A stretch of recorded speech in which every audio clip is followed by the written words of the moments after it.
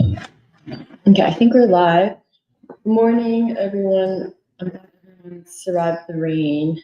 My hair did not, but I think we're gonna spend today preparing for our upcoming April 4th and 6th event, our next event in the Year of James Baldwin. And to start that, I'll turn it over to Tony to talk about the framing of how we are going to do the April 4th and 6th event. Yeah, thanks a lot, Emily, and good morning to everybody. The King Baldwin event is going to be very important because it will reflect the fierce urgency of this moment. I'm going to begin by quoting Purba in our conversation yesterday. Purba said we're at a point of no return, which I read to mean that we are experience a crisis of historic proportions and deep historic meaning, not just because of what it means for the American people and domestic politics, but because, to use King's words, it occurs within that nation, which is the major purveyor of violence in the world. Humanity's most dangerous, most lethally armed nation ever in history. And hence a crisis in this nation is a crisis of its war-making capacity. A sign of this are the political polls which defy the commonly held mantra, it's the economy, stupid. That the economic conditions of the people can and will predict their voting and political behavior and attitudes. This time, it's not so. And the question is why? First of all, we have to admit, contrary to what the mass media, the popular media is saying, real politics has broken out in this election year. By real politics, we're talking about a new type of politics, a politics in a moment of historic political crises.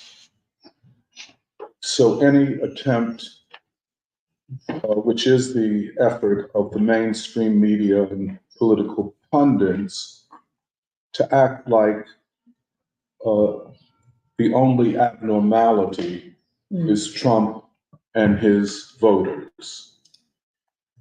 Well, that explanation seems to be getting old and tired, even as they continue to repeat it, especially when one considers that among Latino, African Americans, and Asian working class people, and this is the key variable, the working class among all groups are gravitating to Trump, or at least abandoning Biden. And even though polls are not always predictive, polls are a snapshot of a moment in time. And when successive polls show the same thing, it must be taken seriously.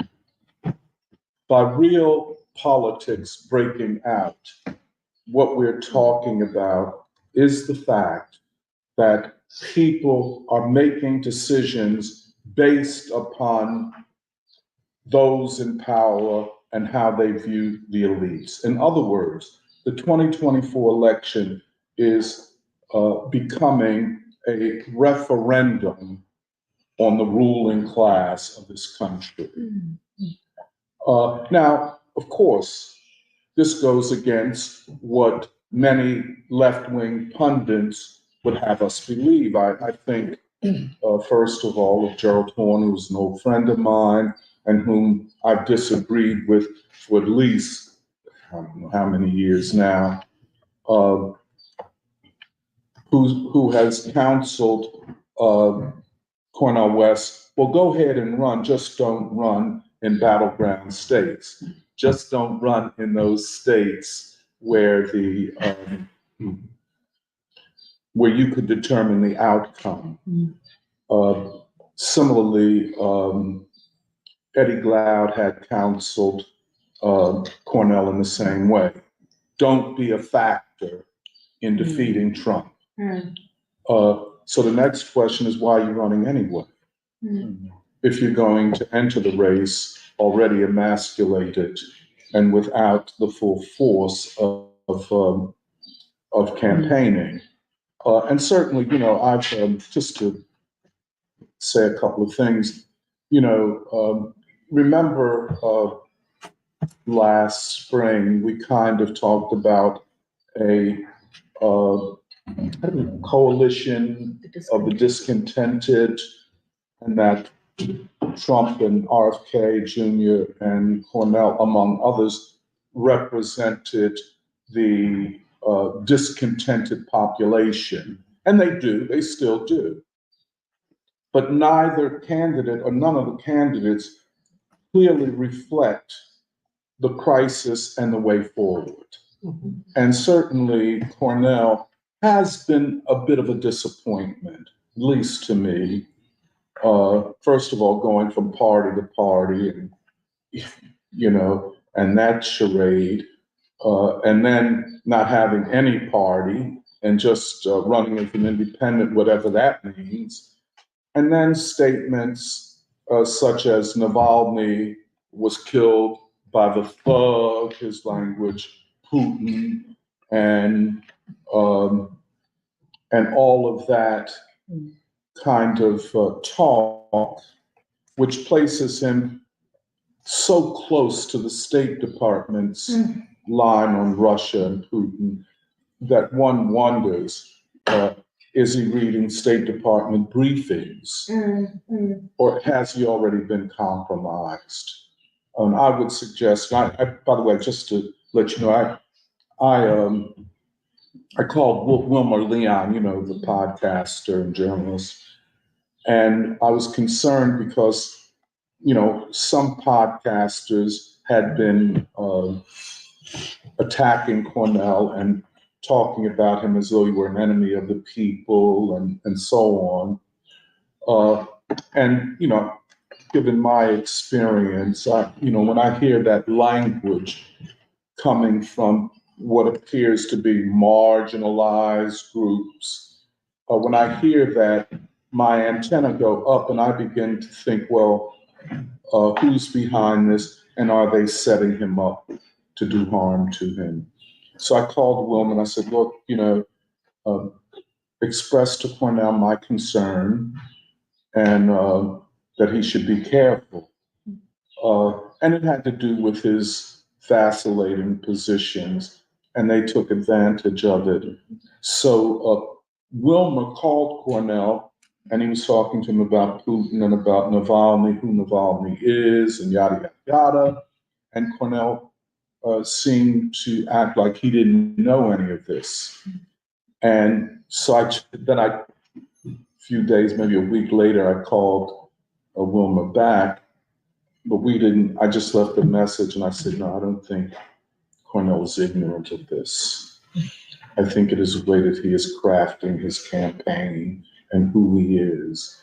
And of course, you do not challenge the American state or its war-making ambitions when you at the same time attack Putin as an imperialist, the military operation in Ukraine as an imperialist operation, and Putin as a thug who kills his opponents, you know?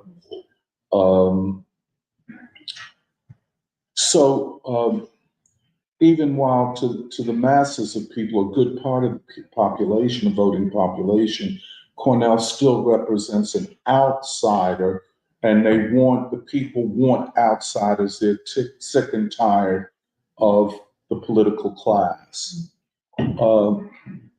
But Cornell is making a strategic error, or is it an error and not a well-designed way of situating himself in a way that he does not, that you got my message. that he does not present a real threat to the ruling elite, and he stays on the right side of a certain liberal opinion. Yeah. But having said all of that, I don't think he understands the depth and meaning of this crisis. I don't think he has paid adequate attention to Martin Luther King's speech on peace and why I opposed the war in Vietnam, nor does he understand what King was saying when King said that my government is the major purveyor of violence in the world. And if that is the case, there is no equivalent. And stop acting like Xi Jinping or Putin or anybody else is the equivalent in the threat that they pose to humanity as the United States government is. So that having been said, so let me just continue. In this regard, we will never return to the situation before this crisis. How we get to the next moment in US history is difficult to predict. One thing is certain, we will never return to what it was.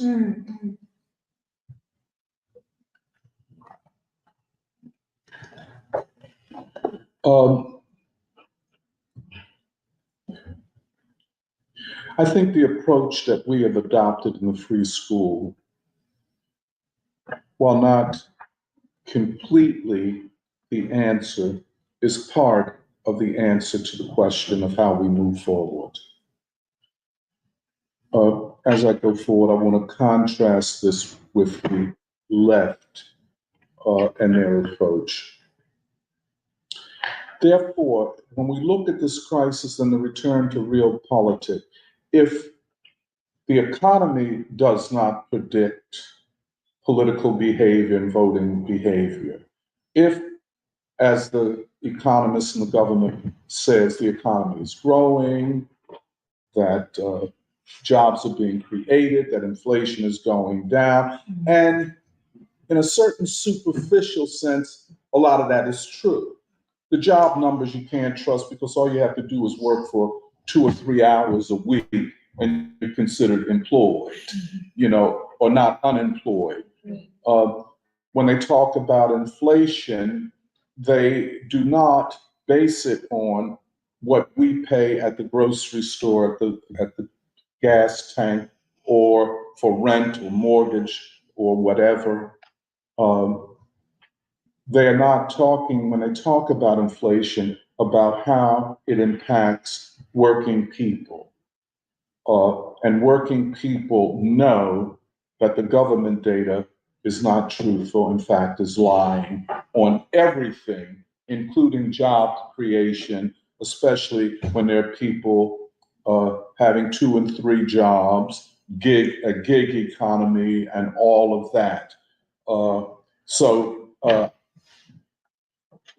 what explains this disenchantment? Well, I think one thing is the history of misgoverning and mismanagement and paying for everything by increasing debt. Today, the US government, or what they call sovereign debt, is something like $35 trillion.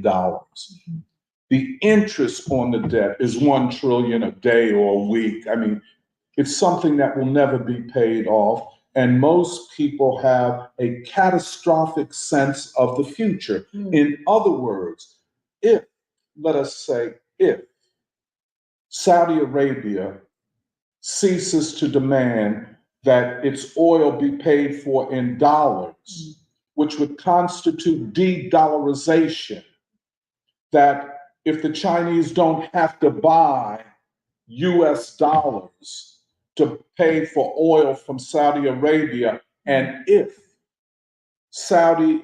the Chinese pay for Saudi oil in yuan or renminbi, thus establishing the petro yuan, or if India buys gas and oil from Russia in rupee, and if this becomes a growing trend, the dollar no longer has what is called exorbitant privilege. And that's what we've been living on, a parasitic growth on the world economy based upon a privilege that no nation has ever had in history. And it's based on a deal, a treaty, if you will, between Saudi Arabia and the United States, which was made in the 1950s, pardon me, the 1970s. That any nation that wanted to buy oil from Saudi Arabia had to pay for it in dollars. This is ludicrous and unbelievable, but now it is coming to an end. But that also means that the privileged position of US consumers in the global market will immediately be undone. And that is what we're experiencing. The other thing, and this is just a small part of it, how long will the economies of the world be committed to buying US dollars? Come on, Rodney can sit here, I guess. Come on in, Rodney. I saved a seat for you right next to me.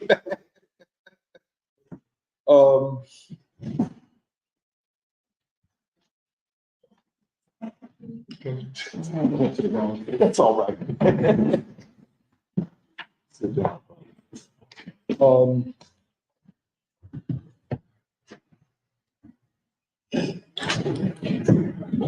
This exorbitant special privilege of the US dollar has allowed for two things in particular. The US to run up historic debts. That is for the US state, the US government, to run up historic debt. This 34 trillion, 35, we don't know how much trillions of dollars of debt that the United States owes to countries like China, Japan, Saudi Arabia, and others, allowing the United States to continually borrow to support its currency, but also to support unbelievable military spending. I say this to then connect. If voters are not making political choices based upon their economic conditions or the supposed economic health of the nation, then what are they making on?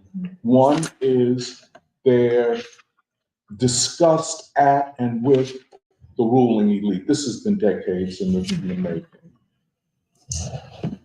The other is the question of peace and the financing of war all around the world.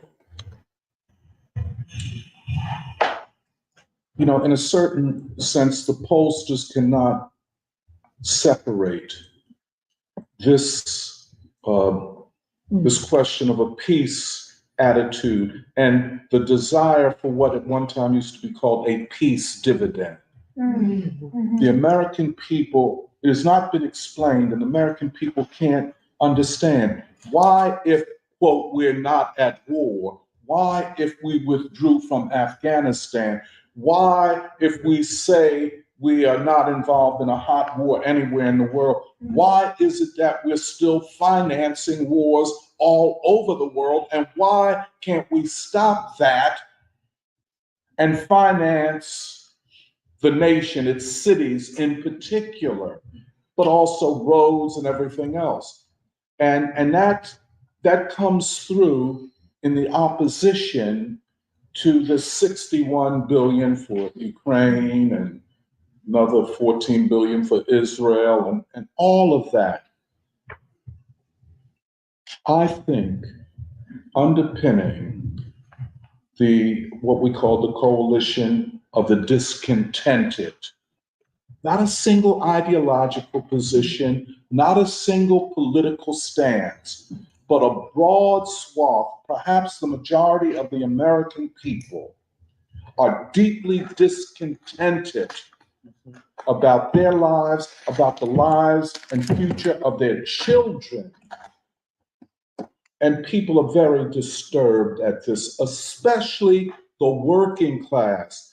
And it is the working class which is abandoning the Democratic Party, which sees it as a party of elites. And they are right about this. And Trump and them don't say it right, and it's all messed up the way they're not saying it the way I would say it. But what they are saying, you elites have no right or authority to tell me how I should think. You have no right to impose your values upon me. And more than that, you don't like us, which means you don't like this country. And that's what the case we tried to make about Judith Butler. We'll come back to that in a minute. Freedom from society rather than freedom to change society. This is huge. And I think masses of people who they are saying, well, Black people are gravitating towards Trump because they have conservative values. Well, okay, maybe, but we've always had conservative values and we were always voting for the Democrats. So what is different now? We still got the same values, I guess, if they want to call them conservative, but why are we abandoning the Democratic Party? It is because the people recognize that this is a party of war. It is a party that does not care about the nation or the people in it. This is very significant. It is a qualitative change in the relationship between the elites and the people.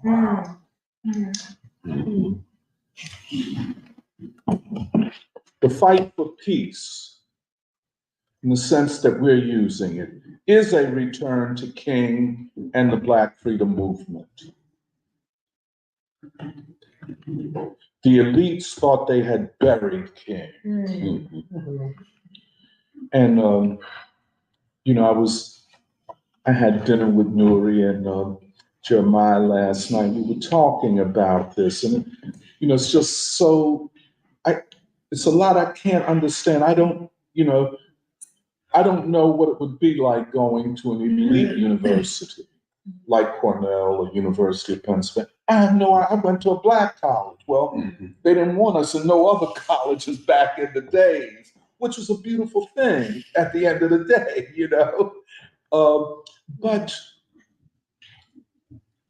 we were not told by our professors to adopt a worldview that was against humanity.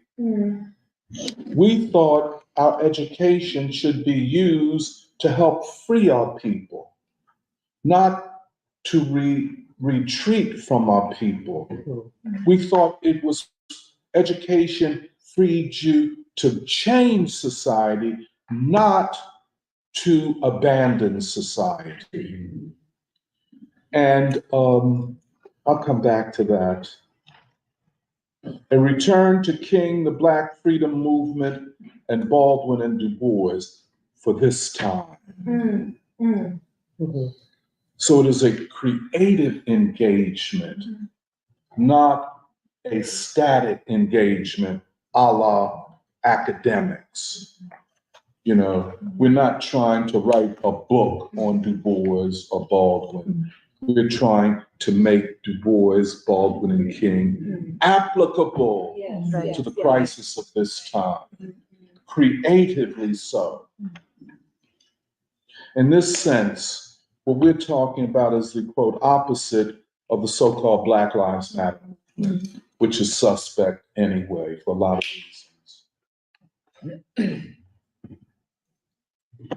Many young people, especially college educated in elite universities who had been, in a certain sense, they attempted to break you on the wheel of life, to break you before you even got started living.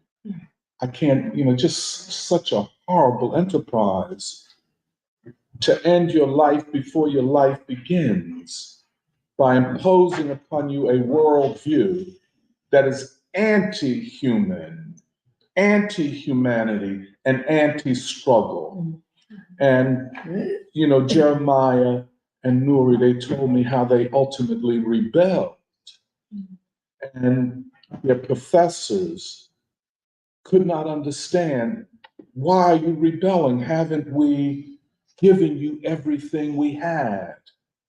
And that's the way they felt. And then they became resentful because they could not address the questions that they were putting. Maybe they said, well, maybe we put it in not so gentle a way. Maybe our youthful exuberance and anxiety forced us to be a little over the top.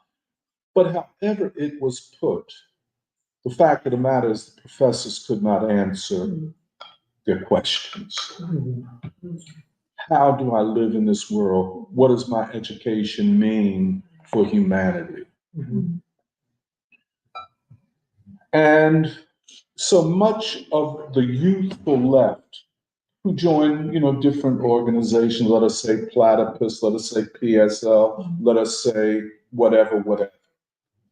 All of these primarily, essentially white, highly educated organizations of young people. You know what I'm saying?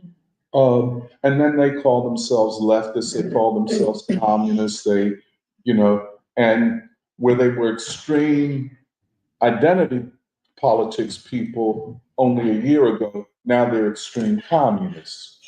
But that only reflects a search, and a search where they don't know how to search for what they're seeking. It's sad to watch, So they become the most passionate readers of Marx and Lenin and Rosa Luxemburg and, the Frankfurt School of the 1920s. And so they see some resonance between the German Weimar Republic and America this time, and yada, yada, all kinds of inappropriate, misplaced analogies.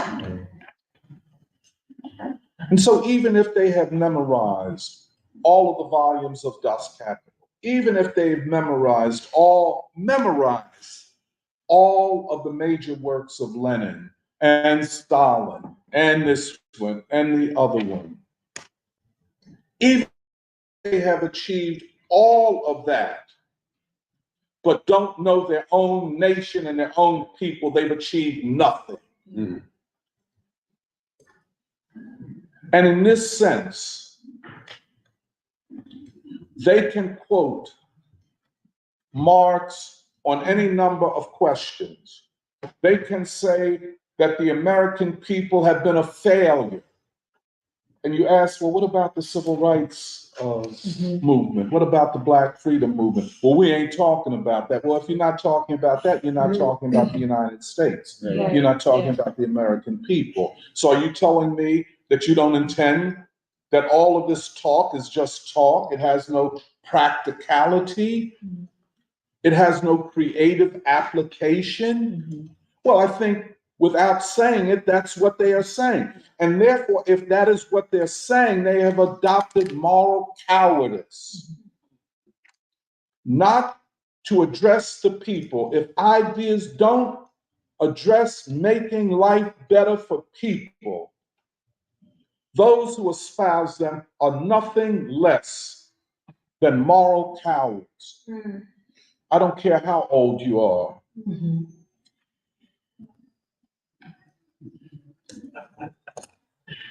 They have no empathy, no sympathy for the people and their aspirations, their fears, their art.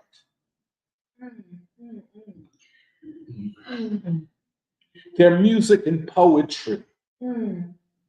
How can you be a, quote, revolutionary and not know the art of the people, the poetry of the people, and not even give a damn about it. They do not know the people as completely human. And indeed, as they are, as all human beings are, filled with contradictions and ambiguities on the path to becoming better human beings. We, however, seek moral consistency and political principledness. I'd like to emphasize, there is no politics that is principled, that is not morally consistent. Yeah. Where do you learn this? The greatest exponent of this was the great Martin Luther King Jr. Who better espoused this when he says about the United States elite, I'm not going to allow you to make a butchery of my conscience. I'm not saying anything on Vietnam that I didn't say about the struggle here in the United States. How can I be for peace here and not be for peace in Vietnam? And you're not going to butcher my conscience. And I think that's a lesson that all sides in this political moment can learn from Martin Luther King. And that's perhaps why he is so avoided. Because to engage King, and as they say, well, the radical King, he was always the same. He was an exponent of radical morality from the gate. I could talk about that more, but moral consistency is a condition for being trusted by the people. If morality is transactional, if it's just a matter of money, you know, if you are part, let me put it this way, if you are part of the nonprofit industrial complex, if in the name of, quote, social justice, you work for one of these organizations that is financed by big corporations or the US government or the local government, there's no way in the world you can be morally consistent. That situation compels you to be morally inconsistent. You can't say this or you can't say that. You know, I know, as an example, you know, I spoke, you all remember this, I spoke on King Day this past year at the University of Pennsylvania. It was a live stream over Facebook, remember? And the thing was supposed to go for 2 hours. They cut me off. Yeah. And then they erased the whole Facebook archive. And I said, well, why'd you do that, man? You know, well, you know, here at Penn, University of Pennsylvania, we can't say certain things because of the Jews and all that kind of shit. I said, well, why'd you ask me to come? Yeah, right. Why didn't you ask somebody to speak that could abide by those boundaries? Right. Those boundaries don't mean anything to me. And then I asked him to his face. I said, then why are you a bitch? I mean, really, excuse my language. You know what I'm saying?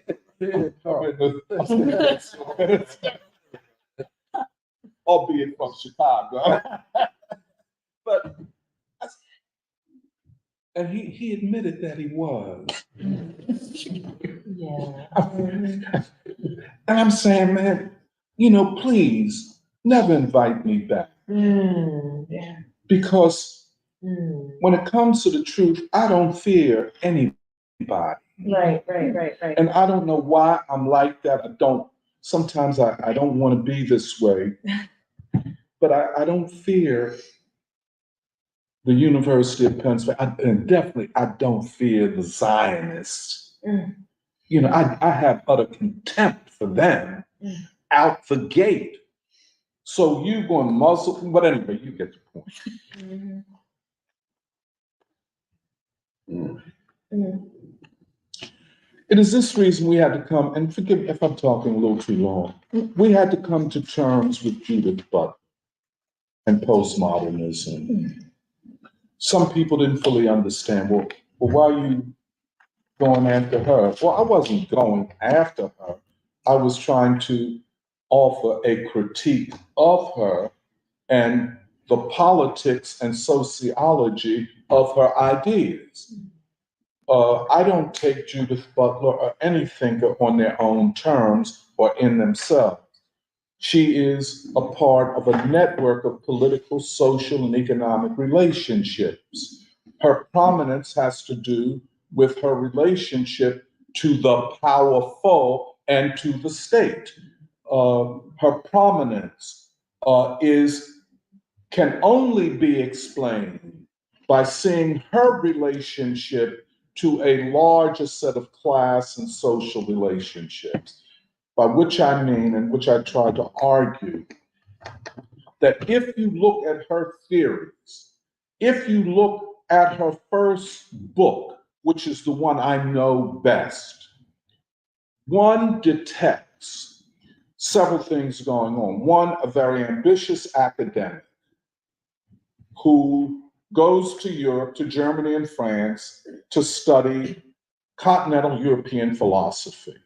That puts her already heads and shoulders above most American philosophers and academicians who only speak one language, like myself, and know very little in any deep sense about European philosophy. That is, Kant, Hegel, Descartes. They just don't know it. In fact, they reject it and see it as overly complicated, overly wordy, and somehow they see Hegel and Kant and Marx as being the forerunners of Hitler. In other words, Hegelian philosophy and Hegelian dialectics led to Hitler. Well, that's a convenient way for Americans to avoid the philosophical questions raised by that generation of thinkers. I mean, if you don't want to read them, don't read them, but don't smear them with Hitler and their version of Stalin and everything else. And it gives you a convenient way out since you're too lazy to do the work, you know. But that's America, as it were. You know, we quote build things. We don't think about things. That's the American mantra, the American. But anyway, Butler goes to France and Germany, and she writes a book of how Hegel was received in France in the years between the two wars. Nothing wrong with that. An interesting study, not one that would clarify very much about Hegel or anything else, maybe about France between the wars, but it was a project that an ambitious academician working on a PhD at an elite university, Yale University. Okay, I'm not hating. You do that, I mean, for whatever reasons, and you get about your business. But then there's a second part of the book where, while in France and Germany, she discovers Foucault, and these names, forgive me, I mean, I hate to say, I'm not throwing these names around to be like smart or anything, but it's just what she discovered. Foucault, Derrida, and Lacan, all of whom argued that the whole project of revolutionary change of European societies had failed. You heard that before, right? Right.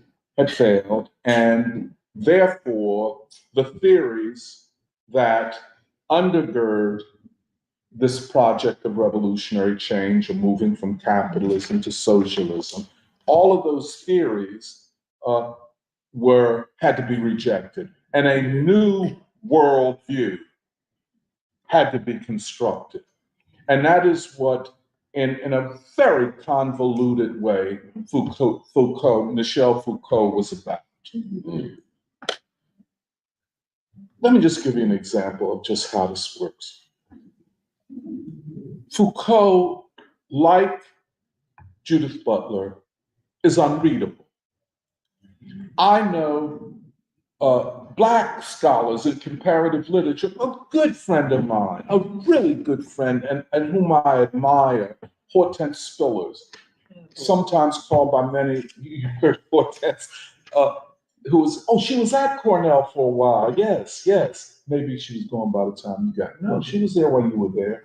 But, I love Hortense. She's sometimes considered the foremother of Black literary criticism.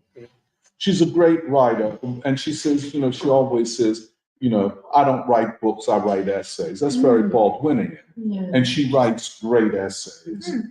But she told me, in order for her to have a career after the 1980s in the academy, she had to know Foucault. And she spent years, I don't know that she speaks French, but she spent years reading Foucault in order to be on board with what the Academy demanded in terms of comparative literature, literary criticism, reading of texts. In other words, it became so severe that in order to read Baldwin, they would require you read him through Foucault's lens. Now, this is a cat in France. I was going to use the MF word. A dude in France. And I got to read Baldwin through this cat. Yeah. This is what they started doing. And that's where you get the mantra. Like Eddie Glaude in his book. A book, I'm talking too much, episode. A book, his recent book on Baldwin, based upon a study of No Name in the Street and those two essays. Now, but what he takes from it all is not Baldwin as a revolutionary, but Baldwin as a depressed, gay Black man. That's all. I wrote a review of it, by the way. Is that what Baldwin is to you? But if you adopt Foucault and postmodernism and you read Baldwin through that lens, that's all you're going to get. Because critical to Foucault and Judith Butler is a resituating of history in a way that says several things. One, the Black movement was a failure. Martin Luther King was a failure. Baldwin, bound in a way that they can't be separated, Baldwin bound to King is a failure. And therefore, the postmodern period is the period where gender and sexuality define society and history. Almost every attack or attack by ignoring Baldwin, ignoring him, centers upon, and this is what Audre Lorde said in her discussion with him. Nikki Giovanni was on the edge of this same kind of discourse. Audre Lorde said to the very gentle, very kind and generous Baldwin. Audre Lorde had none of that, by the way. Right. Audre Lorde said to Baldwin, unless you take responsibility for your Black brothers shedding the blood of Black women in the streets of Harlem, I can't deal with you. Something to that effect. And Baldwin, who believed in the transformative capacity of human beings, all human beings, said, but aren't you thereby saying that there's no hope for them. Well, that's what Lord was saying. But that's what Butler is saying. And we cannot, yes, it's postmodernism. Yes, she frames everything in gender and transgender. And I say, don't believe the hype. It ain't even about that. If you about gender, transgender, whatever you want to be into, Judith Butler ain't your woman. She is not the one, if you know what's going on. But this thing of Audre Lorde taking Baldwin out of the equation of the struggle for freedom and saying that the struggle for freedom has to be located in other places because Baldwin and you, King, and any of you, I guess by implication, Diane Nash, Coretta, all of these women fighters, they were male dominated. And we, Butler, and yada, yada, yada, and Audre Lorde, we are freeing women from their dependence on this patriarchy. It's a fiction. It is a fiction to discredit the freedom movement. But more than that. And here's the rub. You had to separate social concerns from moral concerns. This is a deep blow to the Black freedom movement and the way we framed it. You know, one of the things, Black people are a demographic minority in this country. But how do Black people play a role in this country's history that goes beyond their numbers? How did they do it? Well, one, because of a moral authority. A lot of people say, well, King was a religious man. Do I have to be religious to have moral authority? No, you don't. But King said certain things that touch people like myself who are not religious. You know what I'm saying? And I'm talking about when he's talking about religion. Like, I just been thinking all this time about his phrase where he quotes Augustine of Hippo. Hippo is a city in what is today Libya, North Africa, first African pope, St. Augustine. This phrase, man is made for God, and he will not find, he will be discontent until he finds him. Now, I don't care what religion you're in or if you're in no religion. That is a profoundly meaningful framing of man's search for meaning. You just can't dismiss that. And so when King invokes it, I think even in the speech opposing the war in Vietnam, man is made for more than this. And he will not find peace until he discovers that. He's talking about the soul of people.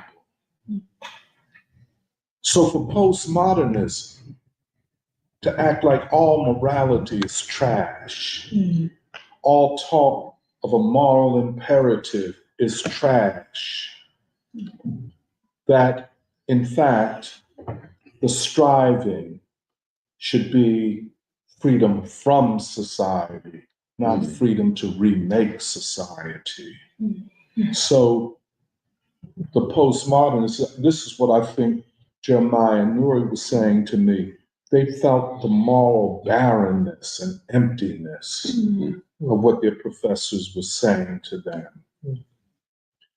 Okay, let me just, I'll just go on, I'm sorry.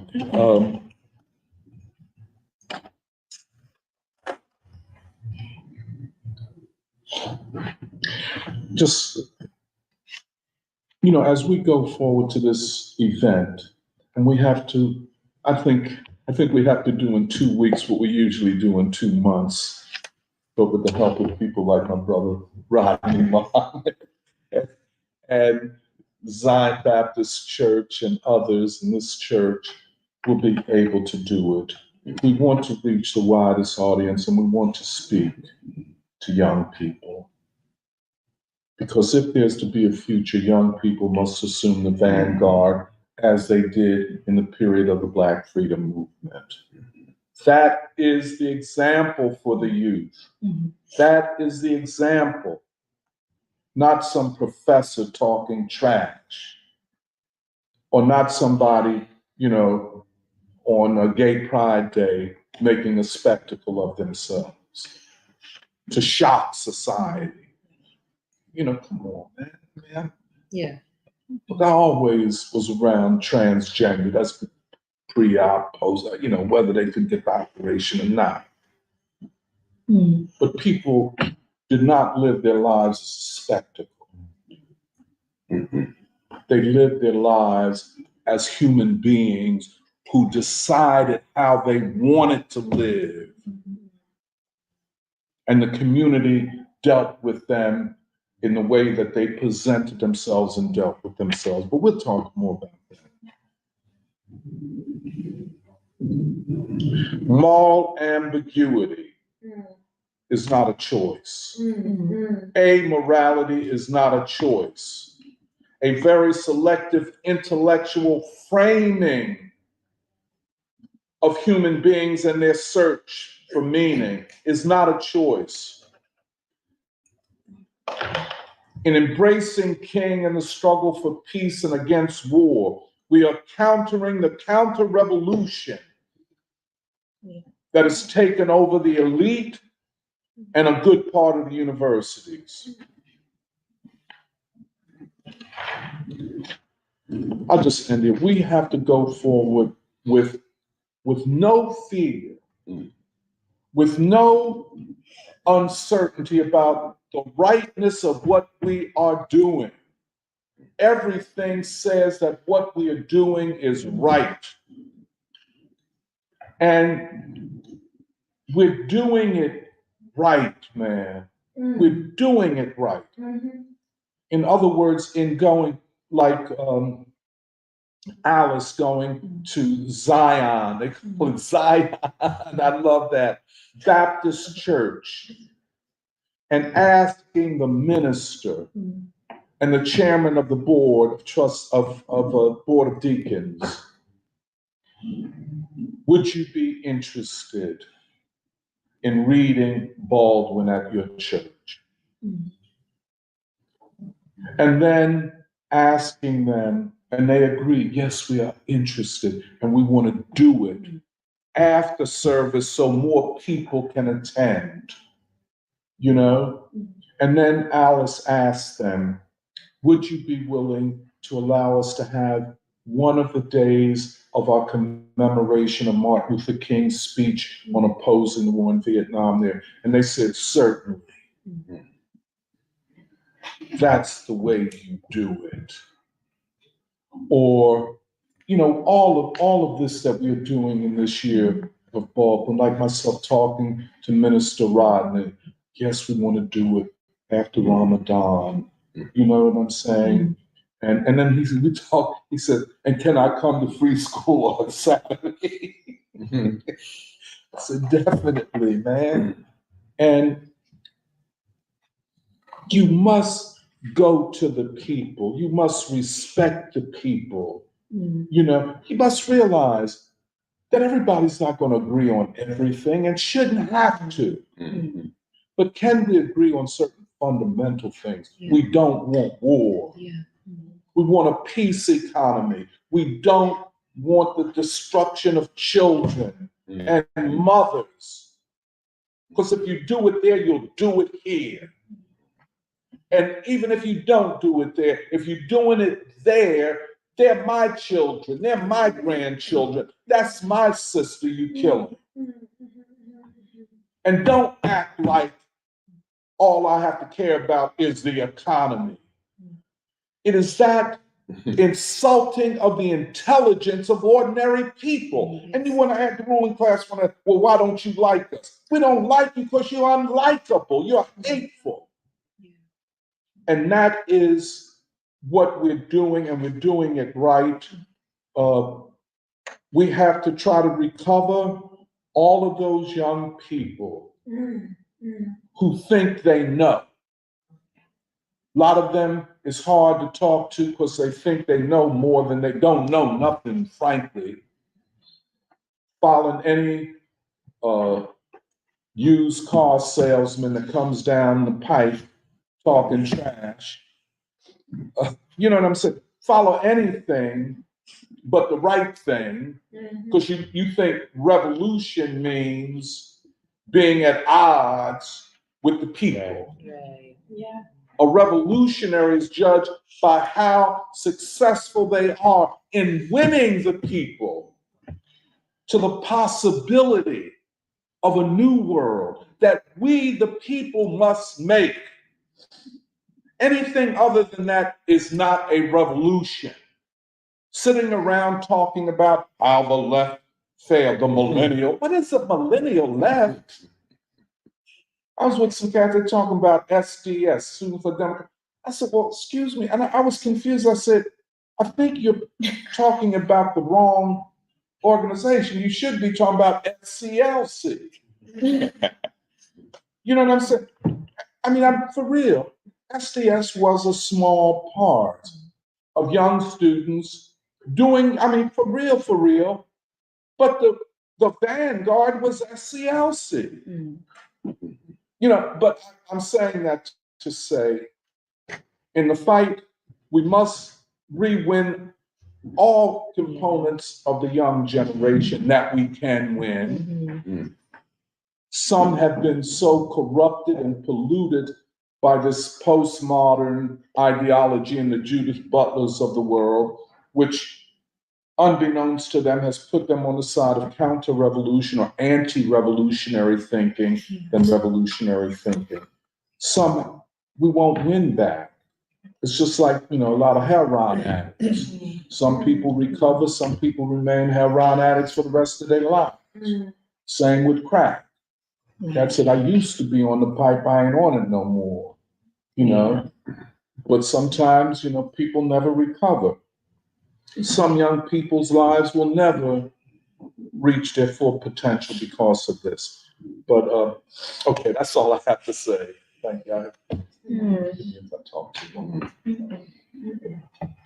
Oh, it just ended with reminding me of, because some of us are reading Just Above My Head, which is Baldwin's last novel, and there's the main character who's the narrator. He was talking about junkies, where he said, or I think it was actually a woman, Julia, who said the difference between different all junkies, like every human being can be redeemed, but the difference is whether a junkie can admit to themselves they're a junkie.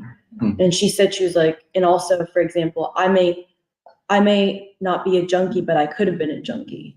And it kind of reminded me was because like the way you ended on young people, it made me also think about how like all the young people who, well, like you were talking about leftists or people who think that being a revolutionary means being away from the people or being opposed to the people. And part of, I think, because I've been trying to think, especially in preparation for the event, on Saturday, there's supposed to be a roundtable of young people talking about, like similar to Diane Nash and other people from the civil rights movement, what does it mean to be part of basically the vanguard? Like young people who are ready to pay its dues for a new stage of the democratic struggle, like a free society, and also free yourself in the process. And something Diane Nash said was, she was like, something I think that this generation does not have, and I should have done a better job at doing, was that we had a framework. Yeah. And our framework was nonviolence. And she was like, people misunderstand nonviolence as some sort of like abstract metaphor, feel good thing. And she was like, no, it was a philosophy. And she was like, and I did not realize how much I benefited from having a framework, a philosophy And because she was like, I don't believe that actually any young person is apathetic, because the definition of being young in this society means you cannot be apathetic. And that it's the difference is whether there is such thing as a framework that you can move within and move into.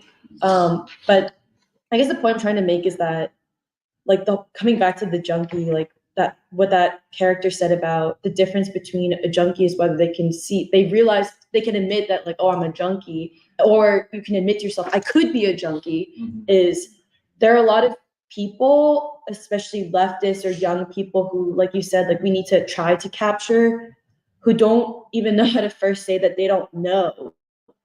And they don't know because you have a white chronology. And also you are living under white values that have constrained the way you even see or know how to see or don't know how to see. And I also think that's important because, like, part of what we're saying with this April 4th and April 6th event that King says in his speech Beyond Vietnam, which I think is not, like, I don't even think, I've listened to it probably 5 times, and I don't think I know how to appreciate it fully. Like, you appreciate it more and more each time. But it's the same thing that Baldwin said. Like, I was reading James Baldwin at the celebration of Du Bois's centenary at Carnegie Hall in 1968, which King also spoke at. I was rereading the speech he gave, and Baldwin says this thing where he was like, the difference today, which I frustratingly don't know how to get more obvious to people, is that Western self-interest is in complete opposite to Black self-interest, which is to say that everything that you think is Western does not actually have to be American, which is to say that the people who actually live within this country are actually the real reflection and producers of what could be American and what could be America. And that it's in some ways what he's saying is that actually every person who lives in this country, especially white people, and nowadays people who basically see themselves as white, even if their skin color is not white, is that how can you begin to identify with Black self-interest, which is to say, how do you begin to identify with the oppressed? That everything that you believe is Western actually is like does not have to be American, because there is no America yet. And that's where Baldwin says, I forgot that this is where Baldwin said, every bombed village is my hometown. And I think like it does come back to what you said about Judith Butler, where like people like me, for example, I went to Cornell too. We don't realize how much young people, and even young people who didn't necessarily go to universities, but the way it has proliferated through pop culture or through assumptions that are spread through social media or whatever, or even through NGOs, activism, is this an assumption about history, that there is no such thing as an American history. Like, and that something that Judith Butler does is it makes it like, this whole, it's a thing that people say about like, oh, the most revolutionary thing to believe is that there is no such thing as borders. Right. Like, there is no such thing as an America. There is no such thing as like an American revolutionary tradition or movement, or that people who have lived in this country have not struggled to like move history forward. And I think that there's something dangerous about the way that, an assumption that like you described, Doc, about Judith Butler, this belief that like if you are like this thing that basically the people are, first of all, stupid, but also that people do not already have within themselves, and have showed it through the evidence of American history, that they have exactly the energy or the tool or the like productive force of actually changing society. And in some ways what Judith Butler does is reinforces this idea that the only history that has existed, or the only assumptions or values that have existed, which then you assume like come from not just continental Europe, but basically from this belief that there is such thing as the equivalence of Western civilization in America. And yeah, and I don't know, for me it was just helpful, like actually having you talking about Judith Butler again, because like the thing at the end, like that connected to Judith Butler, is when you brought in Eddie Glaude and his view of Baldwin as to say that Baldwin is a depressed Black gay man not only misunderstands Baldwin, but also carries the white assumption that an individual is not shaped by history. That's the white myth, that human beings are not shaped by history, but that you're just born as a baby and do your thing. Like, that's not true. Like, you're shaped by your parents, you're shaped by history, you're shaped by, like Baldwin said, an edge, like something that has been passed on by generation, but that white people have always believed there's no such thing. And that Butler and Foucault, like, it's a resituating of history. And I also like the way, I'll end with this, but the way, Doc, you said that Judith Butler's entire academic like fame comes from the book about gender and transgenderism, but actually she's not even really talking about gender. She's actually talking about, it's not actually about gender or transgender. It's about a theory of human beings. Like, in some ways it is like similar to how nonviolence is actually a deep philosophy or theory about human beings. Like, what Judith Butler or Foucault is putting forward is a theory of human beings that says that human beings have no transformative capacity, that there's no future. And yeah, I think I'll stop there, but I actually think I think it's important because like something we're doing with this event, like the thing I feel pretty passionate about with the April 4th and April 6th event is, like you said, making it clear that King and Baldwin, for example, that we make them applicable to today.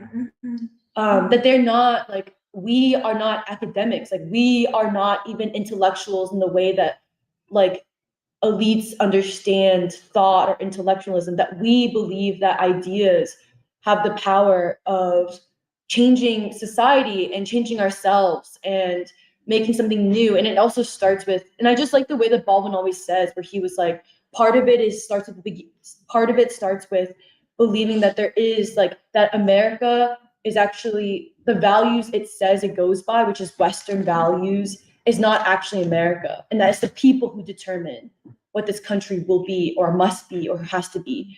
And I also like have been rewatching Diane Nash a lot because we want to involve her in that Saturday, the April 6th event, as part of this like 2-day event. And something Diane Nash said was, she was like we back then, we truly believed that there was such thing as a beloved community. And I actually never appreciated this. I thought it was kind of corny at the time, but it's actually it's very, I think, deep on a philosophical level, where she was like, why is it that in the West, we believe in things like natural gas? Like, we believe in different forms of energy, but actually there's something more powerful than material energy. And that is like the energy of love. Like, whether you want to call it agape or truth force, she said, we truly believe that there is an energy in love, and it comes from human beings. And that is perhaps the most productive force, or like productive energy or generative energy, that comes from people actually like focusing or refining that truth force, that love. And yeah, and I just appreciated you beginning today with that, because I think how we frame April 4th and April 6th is very important. And I think it comes down to that a lot of people may think they know King, or may think they know King's Beyond Vietnam speech, but they don't realize that how much of what he said, or what Baldwin says, like similar but also in his own way, that King says, that actually every bombed village is my hometown. And that how is it that in America we have so valued immaturity and ignorance that we have forgotten the peasant in Saigon is the peasant in Detroit. That I think the way that we like see ourselves as part of the vanguard, or we see ourselves as part of the vanguard of a new stage of democratic struggle for our country, which we want to make our country. I think we have to show through the way we talk and the way we put together the event that these figures are not people to write about, they're people to apply and live up to, or make worthy of our own lives. And that's a moral choice. Oh, okay, this is actually the last thing to say, but what you said about that something else Judith Butler, but elites do, is they separate social change from moral change. Like this separates between political struggle and the moral imperative. Because actually, and this is what you said, Doc, that the moral imperative is the revolutionary imperative. Yeah. And it's also the way why people are kind of shook when we're like, oh, James Baldwin, God's revolutionary voice. And people say, oh, what does revolution have to do with God? And then what does revolution also have to do with love? And if you say that, then it means you don't actually know human beings. It means you probably don't know your mom or dad. You also probably don't know yourself. Yeah, and it's the difference between identifying with the oppressed and even yourself, and then identifying with like the ruling elite or white people and everything that they told you that you are, which is nothing. So yeah, that's what I wanted to say. And I think we're doing something we're actually doing something really special, because when I was making the flyer yesterday. It's a beautiful flyer. Yeah, I realized it kind of looks like one of King's books, unintentional. But there's something really emotional about us also, like you said, bringing back in Zion Baptist Church and even the First Unitarian Church by dedicating the event to James Reeb and Viola Leoza, where it's two people who whether they must have intentionally known it. They said, I'm gonna do the not white thing, which is to do the not fearful thing, which is the courageous thing, which is like, I'm gonna go down south because King told me I need everyone down here. And they're like, okay, I guess I'm leaving my families and I'm going down there. And they joined, and essentially what they were doing was they joined the vanguard.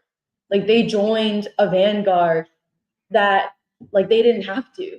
And there's something about today when you look at the young people, especially for example, Jews who are like, I identify more with the Palestinians than I identify with Israel. Like that is to make a moral choice, which is to say it is a revolutionary choice. And there's something deliberate about trying to separate the two, to say that the moral choice is somehow separate from a political struggle or separate from politics. Aaron Bushnell. Oh, and Aaron Bushnell. Yeah, the man who self-immolated. Yeah, I'm gonna be, yeah. I was thinking about Lenin.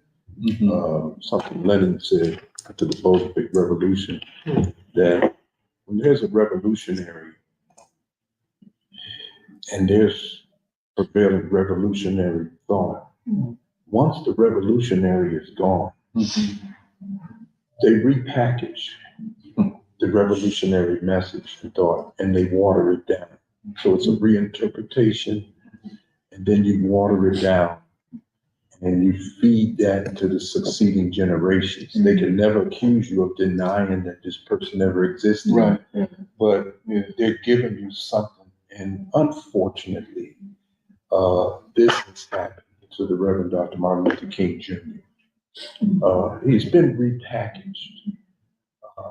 And the kind of things that he offered, because he was evolving. I think it's really hard to understand him without studying that decade called the 60s. Because in the 60s, you were able to see what was supposed to be the fruit of your struggle. We accomplished it. We got this sign. We got that sign. Only to see that after it was signed, you can amend a document, but you can't amend the injury that you caused the people before the document was signed. And if you don't amend the condition that the immoral institutions caused, then you look at the people thinking that because we signed this document, there should have been this remarkable change. And you find out that you can never see it if you don't amend what happened to the people. It'd be like me driving down Chestnut and someone, wrecks my car, They said, well, look, I don't really have any money, but I apologize for bumping into you, but it doesn't fix the automobile. And the worst thing that oppressed people do is if my car is wrecked, I only need your information for insurance purposes. I'll take the wreckage to a place of my choosing for the repair. I just need you to pay for the repair. Oppressed people too often, as you work against an oppressor, in my judgment, you want the person that wrecked your life, generations of your people, you want to charge them with the job of repairing something that they, two things. One, are they likely to really put you back together again? You know, sort of like Humpty Dumpty, all the king's horses, all the king's men couldn't put him back. But do they know how? The word revolution comes from the word revolve. The Honorable Elijah Muhammad understood this. And revolve means that as a thing is circumambulating, to revolve means to come back to the point where you start. You've got to know your origin. You have to know the origin of your people. And if you are an oppressed people, you should know the origin of your oppressor. If you don't know these things, how everything got its start, as Minister Farrakhan always says, if you know what you were, then you'll know what you are. And then once you truly know what you are, you come out of any identification that your oppressor has used to accommodate himself for exploitative purposes. But if you know who and what you are, then you know what to expect of yourself. And too many people, if they don't go back to their origin, revolve, a real revolutionary, the first thing they know they have to do before they fire the first shot, if it's going to be a revolt or anything, they know that they got to redefine themselves. They've got to come out of, I thought it was Frantz Fanon that said this, I could have it wrong, but it's a wonderful saying. The most effective weapon in the hands of the oppressor is the mind of the oppressed. Because of what they have done. They have conditioned that mind. And so Dr. King, in my judgment, was evolving, and he was going at a faster pace. And I listened to you talking about, he began to speak against this war. Well, the first thing that happened when he spoke against the war, many of those that associated with him, many of those that were comrades in the struggle with him, they began to condemn him and they began to go away from him. The second thing that happened, about 165 major newspapers condemned Dr. King. All of this, April 4th, 1968. Today's killed. 165 major newspapers had condemned him. And a poll among Black people, 55% of Black people had turned away from him because they were saying he was damaging the movement by talking internationally, beyond the station that we had been trained to operate in. Dr. King went beyond that. And let's remember, inside of the plantation, he was put out of the Baptist convention. Yeah, well, that was in 1957. Yeah, and remember that though he was a Baptist minister, it was a Hindu that influenced him, Mahatma Gandhi. See, he's thinking way beyond, and he's thinking global. But people have been trained And I lived 2 years on a farm with my grandmother in Tennessee, and so I know what a domesticated animal looks like. It goes out, but by the time the sun's going down, everything knows its place. It comes right back, chickens come back, everything comes back. We had been domesticated, and we weren't supposed. When Du Bois left America and went abroad, the Secret Service all of a sudden, with our tax dollars, put a trail on him and sent people beyond to follow him. When Malcolm X left this country, the CIA was following him in every country he went to. They did not want us to internationalize our struggle. Well, they killed Dr. King. So this is the calculus. April 4th, 1968. We don't have to worry about the militants because they thought Dr. King and this nonviolent movement just wasn't a part of it. So we don't have to worry about them. We don't have to worry about the folks in the church. Why? Because they've been trained to the nonviolent philosophy, so they're not bound to do anything anyway. And then there's a large part of us, we have to be honest, that just aren't a part of any struggle. We don't commit ourselves that way. Well, their calculus was wrong. Dr. King got killed, 100 cities in America went up in smoke. And the first thing that the authorities were trying to do was, where is the leader? Who told them to do this? Who could give an order to riot in Chicago and Philadelphia? You know, who's big enough to give? Because did we miss something? We got a dossier on everybody out here. And they found out there was no one leader. It was almost like our nervous system, where you can hit me in the head, that'll hurt, but you can hit me in the toe, and the whole body's been notified that an injury has taken place. So this social nerve just said, everybody was feeling this pain at one time. So they said, well, what connected somebody in Watts with somebody in Newark, New Jersey? It was black. It was the term black. Black is beautiful, black power. All this was emerging as a result of these movements going on in this decade called the 60s. So they said, so what we got to do, there was, in Baltimore, the program was called the Black Star. So they just took black off of it and made the star. We had Black Journal in New York. Since Tony Brown was doing it, take black off of it and put Tony Brown's Journal. Let's change the language from Negro, black, colored to minority. Once the language changed, when you start practicing the language of your oppressor for you, it begins to sort of set a new mental current in your mind, and then everybody just starts moving in that direction with the language. Where if you study Dr. King, Malcolm, Du Bois, and others that internationalized, they saw, well, man, when you deal with people of color, man, we're far beyond the number that the oppressor had. And, you know, when you read Pat Buchanan's Fall of the Christian West, you see that fear is in his book of their population going down.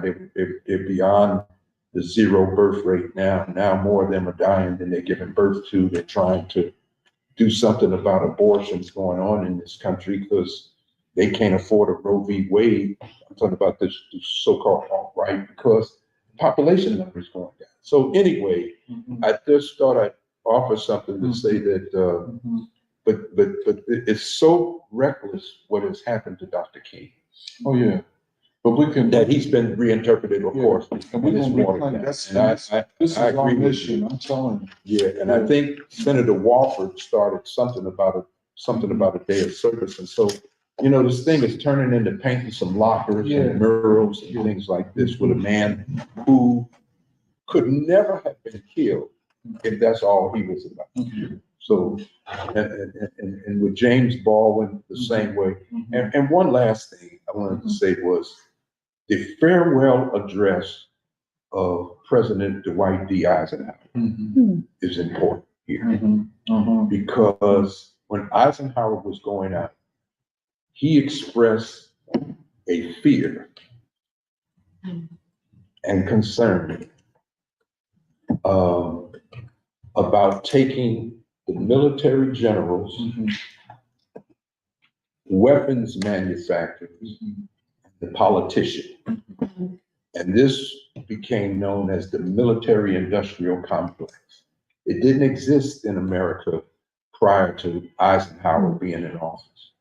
And when he was going out, he expressed a fear about this because he said, if this is not balanced right, this will play a role in the demise of this nation. Because if the arms manufacturer don't care how many body bags are being counted, all I want is to be able to make more money, and I can't make more money unless I make more weapons. Mm-hmm. And I can't make more weapons unless we can keep up some conflict. So we need the politicians to push Congress, mm-hmm. push government, and that. And so all of this played a big role in JFK's assassination, mm-hmm. which Dr. King said that's the way I'm going to go. But the specific thing that JFK was doing was stopping that military action in Vietnam. Mm-hmm. They never declared war. And the day he died, almost the day he died, they convened in Washington, D.C. to keep that conflict going in the Talking Gulf. 58,000 Americans died, you know, the history and everything. But see, there was a draft. The reason that America has been able to carry on since the end of the Vietnam War, their military campaigns, is because without a lot of pushback from the public, there's no draft. If there was a draft, I doubt they would have ever been able to go in Afghanistan and back then, but without really putting some real proof and evidence on the table. So this is a modern day Roman Empire. When Rome fell, her military was so spread out, trying to see, once you say I conquered the world, the next thing you got to do is manage it. And if you don't have a plan of how you're gonna, okay, you conquered the people, you say you got control over them, how you gonna keep control over them? You have to keep your military there. And you had talked about the money and how the banking system is going and the dollars and growth. But America has 1,007 military installations around the world right now. And that means you're in somebody else's house with your gun. And I think you have to think about this, because how long will you let somebody sit in your house with them? Maybe you're afraid at first when they get there, but ultimately you end up insulted. Pretty soon you're angry. Pretty soon you're enraged. This is a time bomb ticking, and I think that's why the scripture reads, nation will be against nation and kingdom against kingdom. Thank you. Yeah, I'm sorry. No, I just was thinking about how in the opening you had connected the why is it that the people are abandoning, or Black people are abandoning the Democratic Party, not on an economic basis, but then also tying that to the relationship youth have to Platypus, or groups like Platypus, PSL, and like that conversation about Judith Butler, because in my head, they're kind of like two timelines happening. And like there's two moments that are, because you had also mentioned when you joined like this kind of leftist, or what is the left really, but like they search for what they don't know they're seeking. Yeah. And how do you search for something that you don't know you're seeking? Like, where do you go? And then you talked about how you find yourself trying to make amends with contradictory or opposing opinions that don't make sense. And I thought that was interesting, because when people are moving based upon this deep unsatisfaction with the ruling elite, and how basically it's on this basis of morality, like chronology, where do we come from as a people? Rather than, and that also leads you to something real, like how is it possible that our country does give 61 billion to Ukraine or 14 billion for Israel? I just wanted to highlight that question, not to say really anything a lot, but because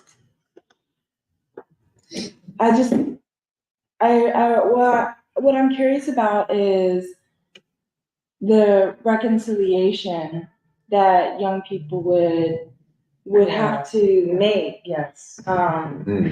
While they're in like these leftist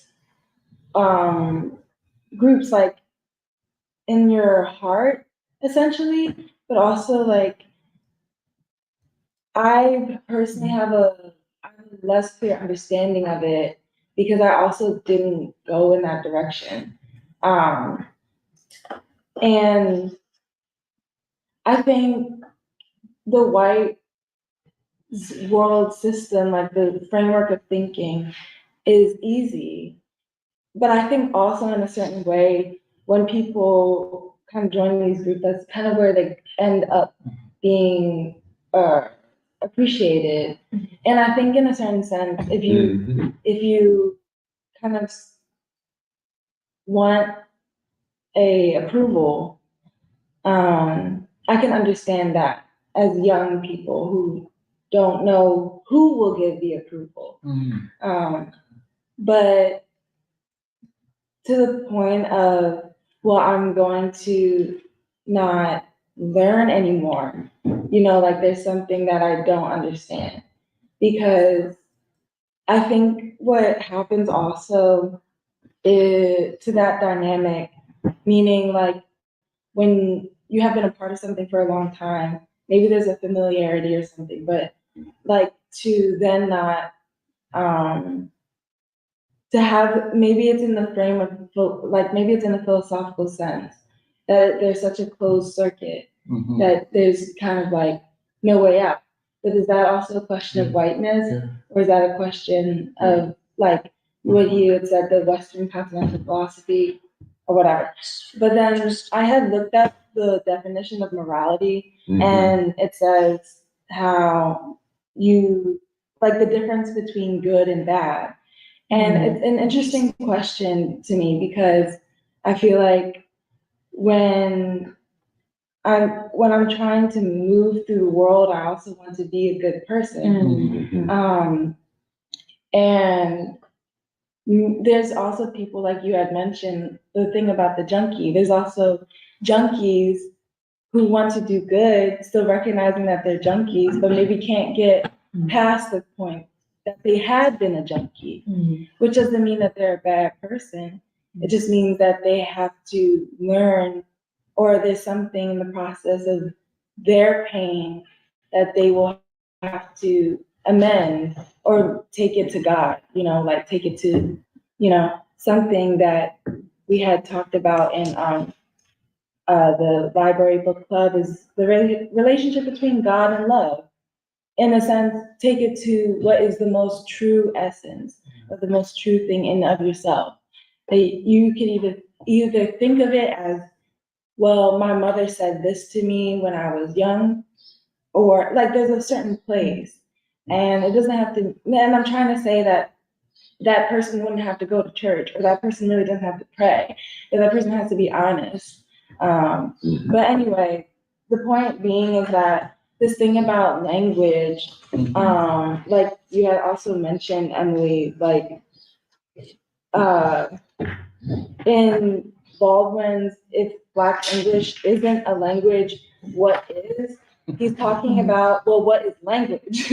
Like not just the kind of like ironic, why would you say that Black English isn't a language because of Black people or whatever. Right. He's talking about language. But see, the white supremacists are talking about people. Right. Right. Black English is not English. because Black people are not people. People. But I'm sorry, I didn't mean to interrupt. Forgive me. No, I mean, but. It's a way to not to say in Right. indirect ways, because ultimately it always goes back to Black people are not people. Whatever Black people do is not enough because Black people are not enough. Yeah. And Black folk have been burdened with that.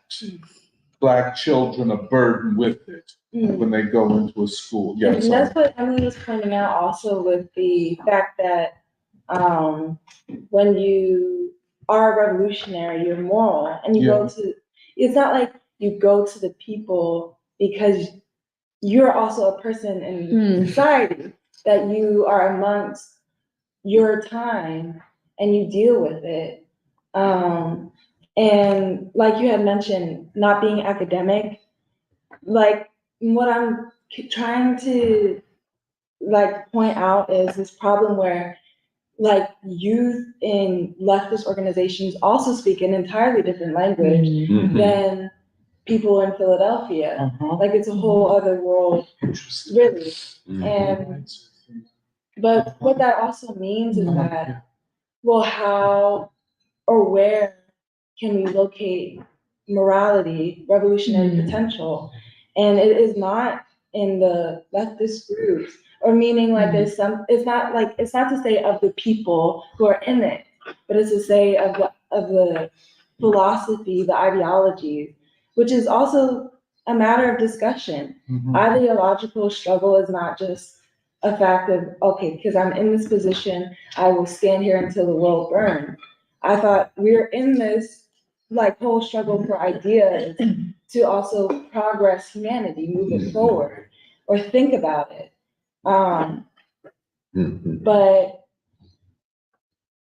yeah, but the thing about the language that you have pointed out, Emily, with Diane Nash, is also the fact that that framework of nonviolence is like literally to me the framework of a new human being. Like you can, and what I mean is that philosophy, ideology, and like I want to say like religion, but what I mean is like the morals is also what goes into what and how a person acts, how a person views themselves, views the world, and so what that means is when we're saying framework, we're also saying people are a certain way in a certain moment of history. That to me doesn't die anywhere, like because I actually, in the book club on Wednesday, what was interesting that came up is how is it that the characters in Just Above My Head are people that we like I want to bring it up. It's almost like Emily was like, well, you can't. She couldn't think about it, which isn't to say that anyway, we had a conversation about it, which means that like there was a trajectory where Baldwin could see the people whom he wrote about as possible, which also says to me that, well, you can be a certain type of way. They're not in the judgment of the white standard, which is simple, or like, because I'm from a certain family, I have to be a certain way, or because I'm from a certain block, I have to be a certain way. It is never really like that, even if it is funny to make a joke out of it. You know what I'm saying? Like, oh, you're from like a certain house, like, or like you're from a certain block, then you could be, but that doesn't mean that, you relate to a person in a bourgeois or whatever. It's just that you could. And you know what I mean? Like, it's a conversation or working itself out on how you relate to people. That's all. And where I pulled that is just having a conversation, or like what happens when people relate. Like, there's just, you reflect, what's in front of you. People come with where they're from all the time.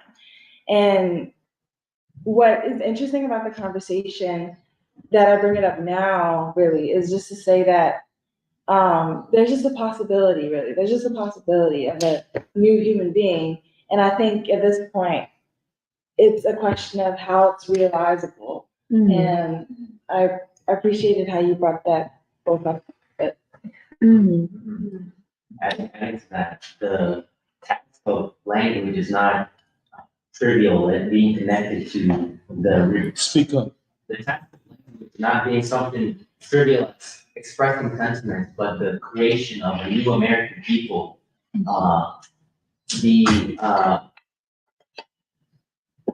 One of and the way Baldwin kind of puts it as being language being the needing to evolve, needing to come up with a new language to hold the weight of the world, Right. and deal with this new reality. To me, one of the most, and language being the way that directs your thinking and your sense of self, to me, one of the most liberating, I guess, languages really is, for example, like the concept of the Asiatic black man, which at its core is to say that all men are brothers, nothing can change that. And to realize that you're going to move differently in this world, you're going to live differently. And, there's the idea, but like sharing that and teaching that idea, to me, I see nothing most indispensable to that than love. And really, I think that's at the core of nonviolence. Being able to teach people like that you love, that you're brothers, and I'm gonna struggle with you, and through love, not against you, through the other means, so that we can realize this human family. And yeah, I think that is the principal, I guess, task for something like what is our mission right now as American people striving for peace.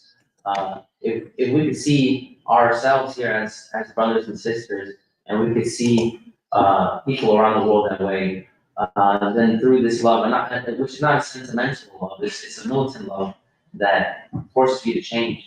Yeah, I think we live in a different world, so I see the connection this way. Please.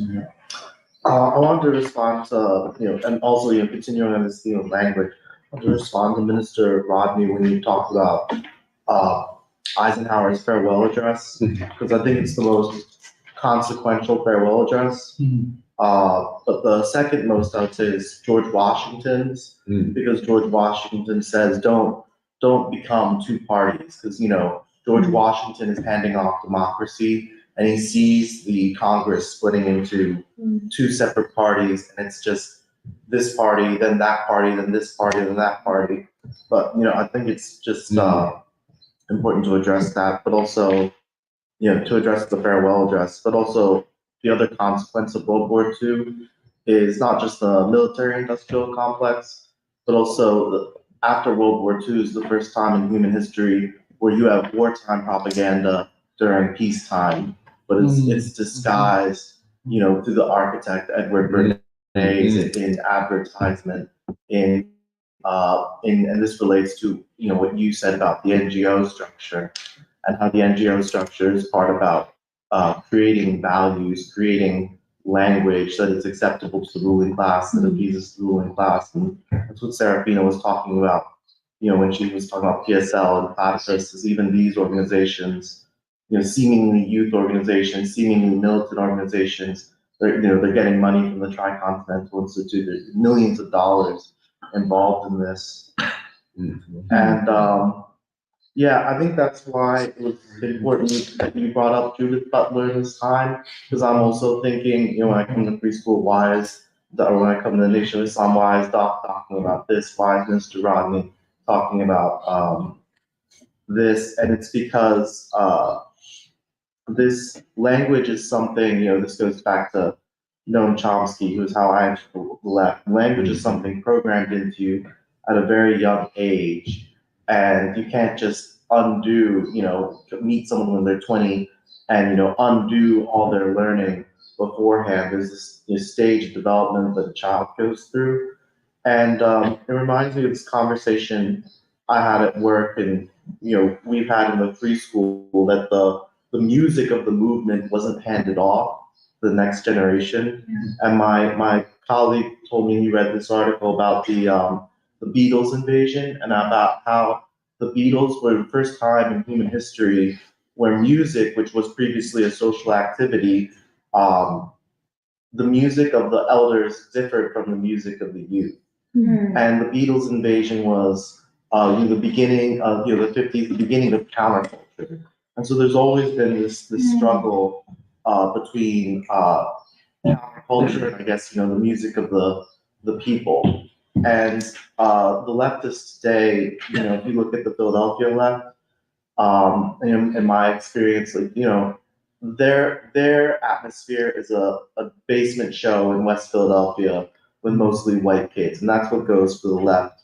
Whereas when you enter a church, you're considered to be, no longer a leftist. You're, what I don't even know what that pedagogy is called. We don't have a name for it. But I don't want to say this because this is the way things are, but I wanted to go back to the origin of this is when things changed. World War II and wartime propaganda shaping people's ideas. That's when the government made it a priority. But it hasn't always been that way. It's been, no more than 100 years. We can break out of that very easily. Wait, sorry, but the difference between, it's interesting that you said this thing about countercurrent or like counterculture, because we're talking about a counter-revolution, and now we're countering a counter-revolution, but, or like that, what you said, and then versus so what is the difference between counterculture and but it was basically, but I guess simply to say it's just really culture, who we are as a people. Could we say now that How do you learn to survive? well, actually, Social groups. well, actually, well, I'm sorry. no, I mean, you can. I'm sorry. No, interrupt me. No, I think the key point of what you're saying, the difference between a counterculture and a counter-revolution. And you're right. I think you're absolutely right. I think what Samir is bringing to our attention is the emergence of a youth culture with its own music. Now, from the Black standpoint, we were never counterculture, although the counterculture, which was the white youth culture of the 60s, drew upon and was animated by Black culture, the blues, and rock and roll, rock and roll, yes. So I agree with you that I think that's a very strong point that you make. I wish you would say a little bit more about that point. No, actually, I was kind of thinking about it, basically, just thinking about it, one for myself, because what we're saying is okay, hippies versus the culture of That's right. that Black people have. No, but stay on that counterculture, counter-revolution.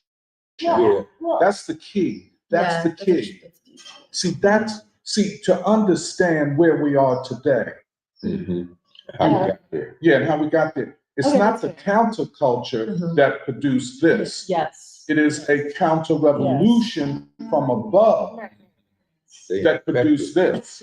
See, Judith Butler is not the product of a counterculture. No. She's the product of a counter-revolution. Right. And we can't, and this is the point we have to, as we go forward, because for you, like at Cornell, they were inundated to the point of grotesqueness where they had to vomit it out of their systems.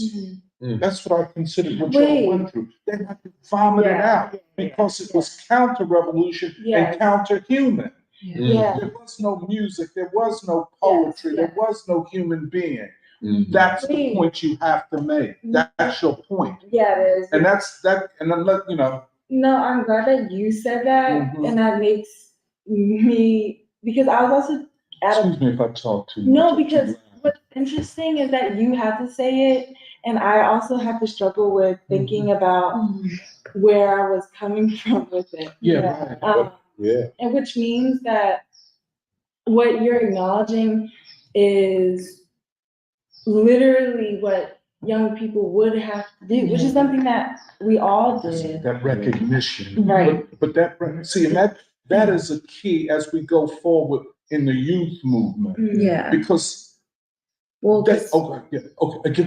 And then Samir, and then Michelle. well, because there's a difference between a youth culture Right. versus, let's say, Diane Nash as like seeing yourself as part of like the young generation, seeing the young generation or yourself as a young person as part of a vanguard that owes someone something. You're That's absolutely because right. the way we're saying counterculture versus counter-revolution is And the also. I'm sorry. I No, don't no, mean no. to.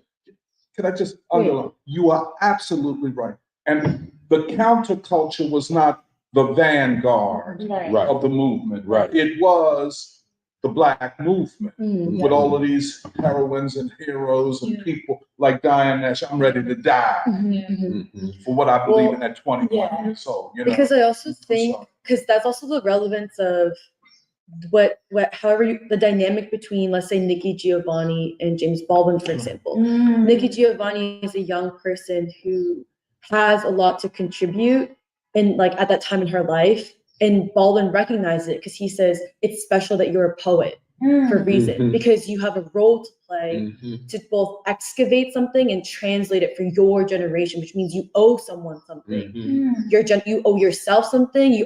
But most importantly, you owe your generation and your child something. But then, in some ways, the path that Nikki Giovanni goes on, because it's a trap that a lot of the young generation ends up in deliberately, based on like certain counter-revolutionary thoughts from the ruling elite, is this path where it's like, I don't owe nobody anything. I don't owe anyone anything. And because that's the difference because in some ways that's what we in this room, how we see ourselves, and maybe we haven't even translated it for ourselves yet, is that I see myself, my dynamism as a young person does not come from my belief that I'm part of a youth culture, but rather actually I see myself as like part of a vanguard of like where I owe someone something. Like I owe the unborn something. I owe you guys something. I owe myself something, and I'm ready to pay my dues. And I think that is actually like, it's a message that I think is becoming more and more urgently important to tell young people, because we are also in the lives we live, but also in how we speak, which is to say that language is not just a mere reflection of the past, present, and future, but actually it's generative of the future. That we are messengers. Like I feel like there's something very important about us, like the way whether Gandhi called it like, my life is an experiment of truth, but it's also that we are messengers of a process that is always moving. And I just think that's important for our generation, because our generation has a choice to see itself as the way Judith Butler, for example, insists we see ourselves, or we have a choice to see ourselves as like the vanguard, and it's not even the dramatic sense of what people think a revolutionary is today, but rather to say that to be a revolutionary means that like I have made a moral choice to see that I owe someone something. Like I owe the child something. I owe like the world something. I owe the children in Gaza something. And let me make my life worthy of that. And hopefully I get to live, but if it means I must die or something must die, whether it's even assumptions I had must die, so be it. Go ahead, Michelle. Well, I wanted to, well, what I was thinking about was connected to what like you three had said at different points, especially earlier on in the conversation, but it's essentially about like the urgency for the recovery of King, especially for the young generation at this moment, but also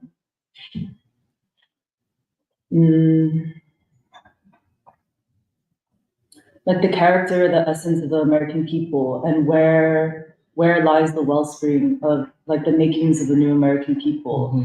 And I think how urgently it is King, because even when you had talked about all of these spontaneous riots erupting across America after King's assassination. I thought that was deep. Like, I'd also heard about that before, even though I haven't read that much. But I think the way that I see it was that this was essentially like an American people whose flesh like had been torn and burned. Like King, whether certain American people wanted to see it or not, became a part of them. Like the American people were King, and King became the American people. And like their fates and their futures were sealed together. Like, for example, when Baldwin says, our only path forward now is salvation or doom, like that's also why we articulate America's future as essentially only a revolutionary future. Otherwise, what future is there? Because that is the level that we have reached, like in the American situation and also the world situation. But this thing about King, like the conversation, especially your introduction, Doc, was making me think about how so many of these like strange manifestations of different youth culture or like political strategy or movements or personalities is like almost, I would say like it comes out of almost a psychosis where because I agree with what you had said, or you had said about the instinct of youth being restless in a productive or a generative way, which is I want to do something. I want to find my relationship to society. I want to find my relationship to the future. But it's so uniquely and distinctly and viciously in America where that instinct can become so grotesque, like so quickly. Because I was also thinking about all of these like trans or queer activists and whatnot, and how I know for a lot of them, this is really what they see as their moral responsibility. And they have literally paid for that responsibility with like their lives or their futures all the time, where they become miserable. You know what I'm saying? It's what you're saying. And They become miserable. Like they make choices that imprison them for the rest of their lives. And that breaks my heart because that's like my generation, right? And also forthcoming generations. But I was just mulling on all of that because it's like, wow, what produced this? And I think a lot of it is the unprocessed grievance of the assassination of King. And how essentially because King paid such a high price, everyone who has come since that assassination has a debt, like that is still unpaid. You know what I'm saying? Like it's the American debt, and the only way we can pay it is by coming home to that movement and to King. Because no leader that America has produced has so captured the spirit, the faith, the future, the best quality of the American people more than King. Like when, because we had talked about this in the past preschools, about how King, like he was the man who simply tried to love somebody.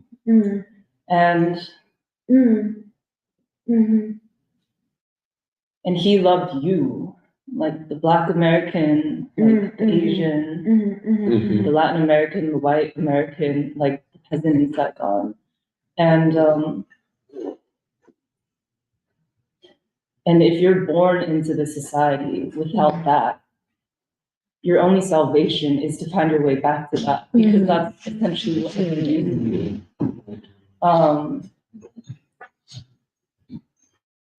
So I guess I'm saying that it's like this wound with the assassination that I think has created a lot of the moral rupture, like the moral inconsistency or confusion that you see in the American people. But it's what also makes so urgent, like this road back to him. Because like the last thing I was thinking about is I'm sorry, I just it's like coming home. Yeah. Well, one of the last things I wanted to say is I've been like very interested in looking at how people were processing the assassination of King at that time. And an essay that I had found that was really interesting to me was a spread that Gordon Parks had written and photographed in Life magazine after King's assassination. And he had said, he had basically said, me as a Black man who grew up in the shadow of Reconstruction in Kansas, he said, I'm really tired, like I'm devastated and I'm exhausted by this. And I need Americans, but especially white Americans right now, grapple with their conscience. Do you know what I'm saying? And I feel like that's still our task, where like, who has taken that back up to say what, to develop, like to come face to face with our conscience and to pay this unpaid debt that is like hurting the American people so bad and making them as lost as they are. Yeah, and again, I just wanted to underscore this thing about youth, because I think you see the greatest cost among the youth in some ways, where every gentle instinct to do good is like essentially destroyed, whether it be like being shuttled into nonprofits or like, you know, becoming a very like nasty leftist or just like all these things. And then I just wanted to read this passage from No Name in the Street that our conversation made me think about. And it's when Baldwin, I think it's from No Name in the Street, but it's when he talks about why, like being in Paris and then coming back to America and why. And Jahan and I had been talking about it yesterday because the Leo interview reminded us of this. He said, I miss Harlem Sunday mornings and fried chicken and biscuits. I miss the music. I miss the style. That style possessed by no other people in the world. I miss the way the dark face closes, the way dark eyes watch, and the way when a dark face opens, a light seems to go everywhere. I missed in short my connections, missed the life which had produced me, and nourished me and paid for me. Now though I was a stranger, I was home. Like there was so much in this passage, but I missed the life which had produced me and nourished me and paid for me. But also this quality of the dark face, like I had seen that passage so many times before, but for some reason when Jahan and I read it together yesterday, I had this inexplicable feeling of like I had reached into myself or reached into my history for that quality. Like it also belonged to us. And yeah. Could you explain that again? You reached into yourself. Could you just a little bit more? Yeah, I don't know how exactly to say it yet, but I think it has to do with King and Baldwin and what we've been able to locate back in ourselves, in our history, which is also like the essence of the American people. That I don't know how to say it, but it's like I missed Harlem Sunday mornings and I didn't grow up.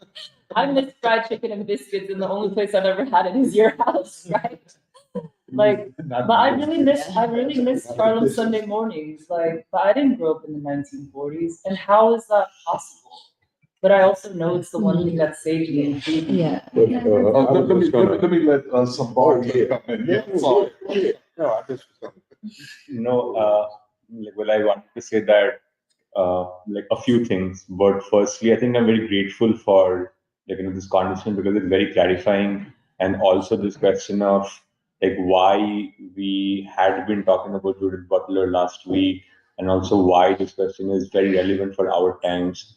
And I think the way you guys are talking about, like this idea of searching, which the youth in America, especially, like it has been going through forever, and like the answers presented to them, especially in the left and so on, people are encouraged to only look for the categories of understanding America today in Europe, is what you're saying.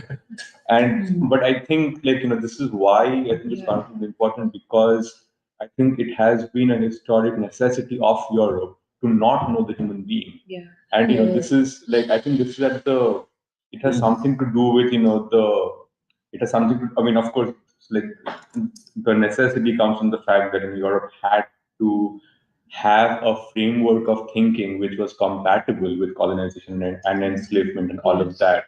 But then, this is why the philosophical schools that comes out of Europe, like this was a question that constantly plagues Europe at all times.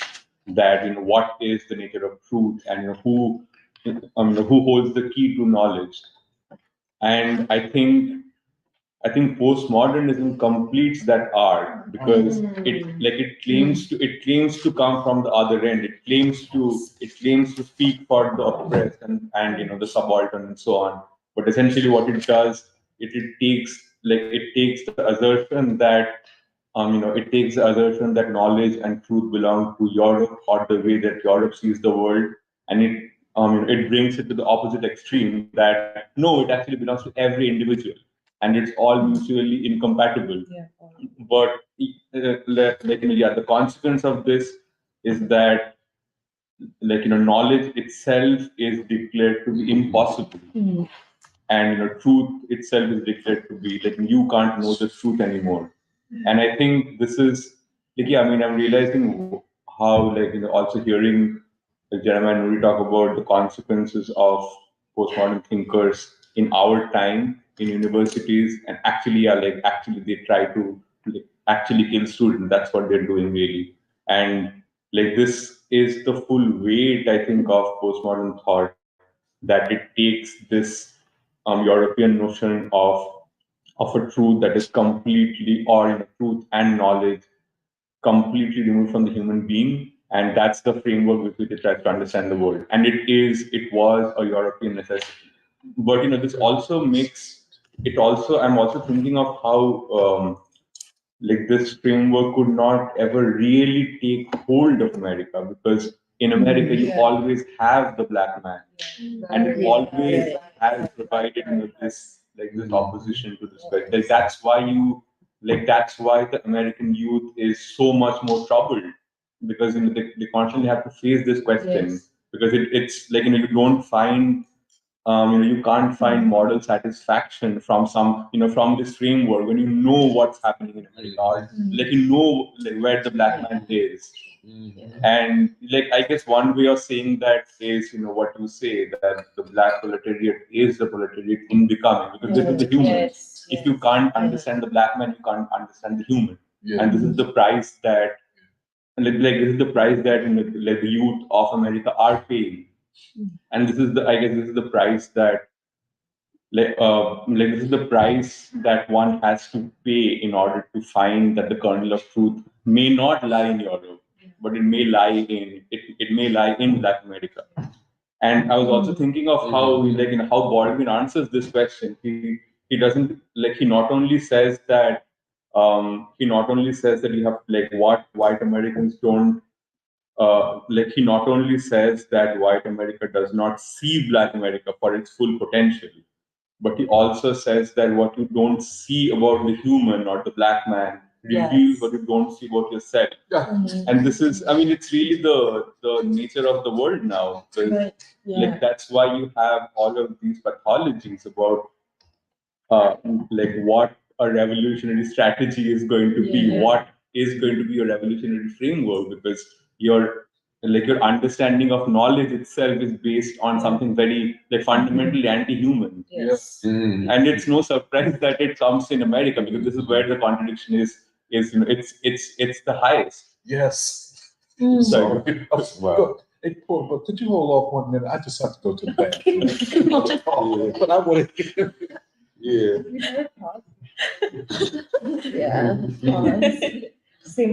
I wanted to say to Serafina earlier, because I got into this thing about counterculture, because I was thinking about Honorable Louis Farrakhan, and how he kept on saying, the pitiful condition of our people. And in the free school we talked about youth, Black youth, the older generation. And I started looking into Basquiat and rap, and I was trying to answer the question where did it all come from? And Doc was saying, which I didn't completely understand, but beginning to counter-revolution versus counterculture. Whereas counterculture claims to come from the bottom, the counter-revolution came to the top. And I was looking into early rap, and about how they use the older generation's music to sample their songs. So I was watching a clip of Ice Cube saying I can use it, but I can never do that. And then I found this article where Diane Warwick told Snoop Dogg and these other West Coast rappers, come to my house and call me a bitch to my face. And Snoop Dogg says, oh, that day, Diane Warwick out-gangstered me. And, she said, come at 7 a.m.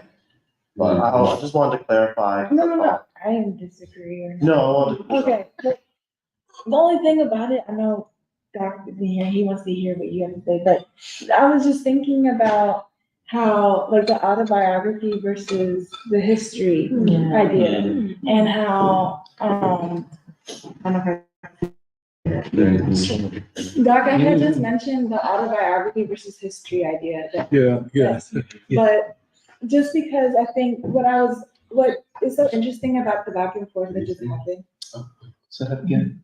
sorry? I was actually letting you finish. Oh, yeah. Oh, yeah, that's how we move, I guess. No. No, but what's up?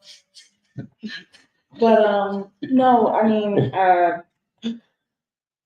anyway, no, it's just the fact that what was interesting about that back and forth, and how you had to say that,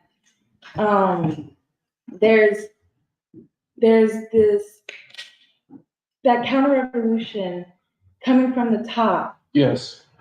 is not a creative, as it were, endeavor of the people based upon any history, or based upon what I'm saying, based upon any reality.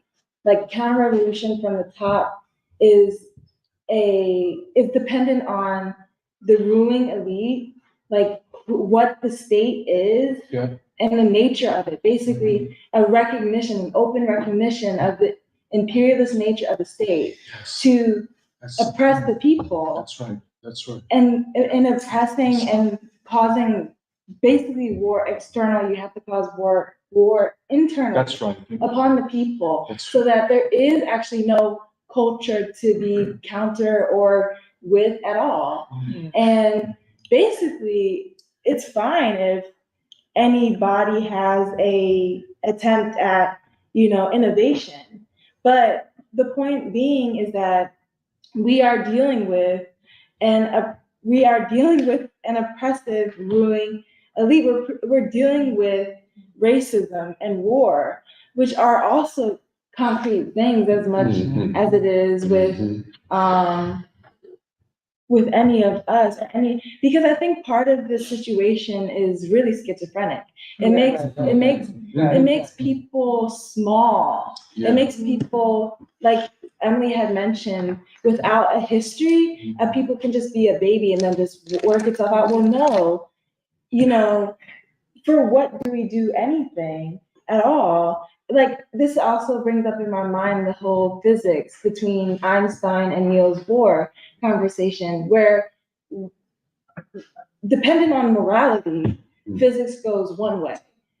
But if not dependent on that same standard of morality, rather dependent on the ruling elite and trying to justify, like you had mentioned, Sambarta, postmodernism, where nobody knows anything. So then the people can't investigate or find truth, purpose, or develop democracy at all. Now the ruling elite can work with physicists who can theorize or also spew basically garbage. But what it is this real intellectual work which really doesn't make society do anything. But then the problem becomes, well, how do you work yourself? Right. So this is the thing. You're absolutely right. But let me let Purva, and then we'll come back. No, I just wanted to continue with what Shambartha was saying, because this is a lot of what we've been thinking about, because we're trying to work out, questions that are both philosophical and relate to epistemology, which I think is even important to consider when you are, even this question of how do we go back to King? Like, how do we pay that debt? How do we pay our dues? I think there is philosophical work to be done before we are able to do that. And the reason why this work, which was being done, needs to be picked up and done again today is precisely because of that conversation we had about counter-revolution. Because even what you were saying about postmodernism, postmodernism language and history, both of which are so important. And this is what Baldwin deals with. He deals with language and he deals with history, but in the hands of through the lens of postmodernism, it actually becomes tools to obscure the truth, and they become tools for, keep perpetuating that European idea of, the human being is not important. Because just one example, just like in conversations at work, you have people saying a lot of things, but just one example of how language can really be used to obscure the truth. Somebody was making a big deal about how when you report on what's happening in Gaza and you say, okay, these number of people, these number of civilian casualties, these number of children assassinated by the IDF or whatever. And they were like, oh, I'm against putting a number because it takes away people's humanities. Like if you count, if they're countable, But then what you're essentially doing is making it impossible to give any true account of what is actually happening on the ground for Gaza in a situation where people already have been primed not care at all about knowing what the reality is. But that's just an example that it has been on my mind because it was very recent. But also postmodernism does care about history, but the way it uses it is to basically strip it of its use. Where, if you think about there's a lot of postmodern work being done on, Dalits in India and so on and so forth. And history is an emphasis where you want to know what produced, how these communities developed, what were their historical roots and whatever. But it's always divisive. That search for history is always to locate the history of one people away from the history of another, and then remove the basis on which any unity could be built to have any consensus in the world. So all of this to say is that I feel like even this question of how do we go back to King, or why was King not even recognized as a son of America who was trying to transform America and bring, I think it's like Baldwin says, it goes back to the auction block, It goes back to that moment in history when Europe decided that it would degrade every human standard that had been so hard fought for. And unfortunately, we have not moved. When you see this in Gaza, when you read some of those heart-wrenching stories, you almost ask yourself, how can this be possible in a moral world? And I think it's like, that's basically what I'm trying to say, is that even to find our way back to King, even to find our way to creatively engage with King and Baldwin, first there are some serious epistemological breaks that need to happen with this Western way of thinking, which has so far just obliterated any hope people have had to, be moral. Could you, just one thing, I know you mentioned to me King's article, my journey to My pilgrimage to non. Yeah, my pilgrimage. Could you just say something? I was telling Emily that I've read it like many times before, but I don't even know if I fully got it, but it only made sense to me recently because we've been talking about philosophy and epistemology. But this man, he starts from the question that I see the suffering and indignity of my people, and I want to find a method that works, that is moral for social change, for transforming this country, which I also love. I love America, and I want it to not do to human beings what it's doing. So that's the starting point. And then he goes through the entire arc of the European philosophical tradition. And, he's going through Marx, and then he's, I can't even name all of the names, but, and then he's going, and he goes to Nietzsche, and he says, okay, for a minute, Nietzsche made me, doubt in the capacity of love, because he sort of portrays it as weakness. And but then I found, like, it's almost a miracle that I come to this church and I hear Mordecai Johnson talk about Gandhi and his philosophy of nonviolence. And that's it. I know in my heart that I found the answer to how America is going to be transformed. And this is philosophical work. It's philosophical work we have to do again, We know where we need to go, but that work has to be done. Right. Because years and years of this ruling class has laid on layers and layers and layers and layers of abstraction over the truth. And we have to uncover it. Yeah. And it's I'm sorry. I got worked up. Well, let me go the way. Go ahead, Rodney. Go ahead. I'm just going to say that Mr. Rodney, forgive me. sometimes there's something out there that has to be done. The right question has to be asked in the revolution. And how this country got started right in this city. And Samuel Adams, John Adams, Thomas Jefferson, they all came to Philadelphia to talk to one man, Benjamin Franklin. Once they talked like this about what wasn't going right, and they had a list of demands, it was said that Ben Franklin asked them, "Do you have these demands with you?" And they said, "We do." And he read their demands. He said, "You will never get these demands addressed as Englishmen. The only way to satisfy these demands is a new nation." Now, then that changed the whole level of the discussion now about what it was going to take to be free from that. One thing about Dr. King, real quick, and James Baldwin, they both had dinner with the Honorable Elijah Muhammad about the student struggle. I'll do with Dr. King first. They agreed they want the same thing, but they had different methods of how they were going about it. And this was in 1966. And one of the things that the Honorable Elijah Muhammad told him about trying to work with people who were among the oppressive class and dominant culture was that he said, we're both from Georgia, and they were. He said, "We know that all snakes are not poisonous.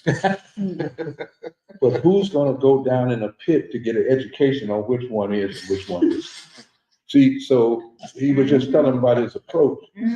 And then, as it relates to James Baldwin, he wrote a book earlier, The Fire Next Time. And a lot of that came out of that dinner with the Honorable Elijah Muhammad about the struggle.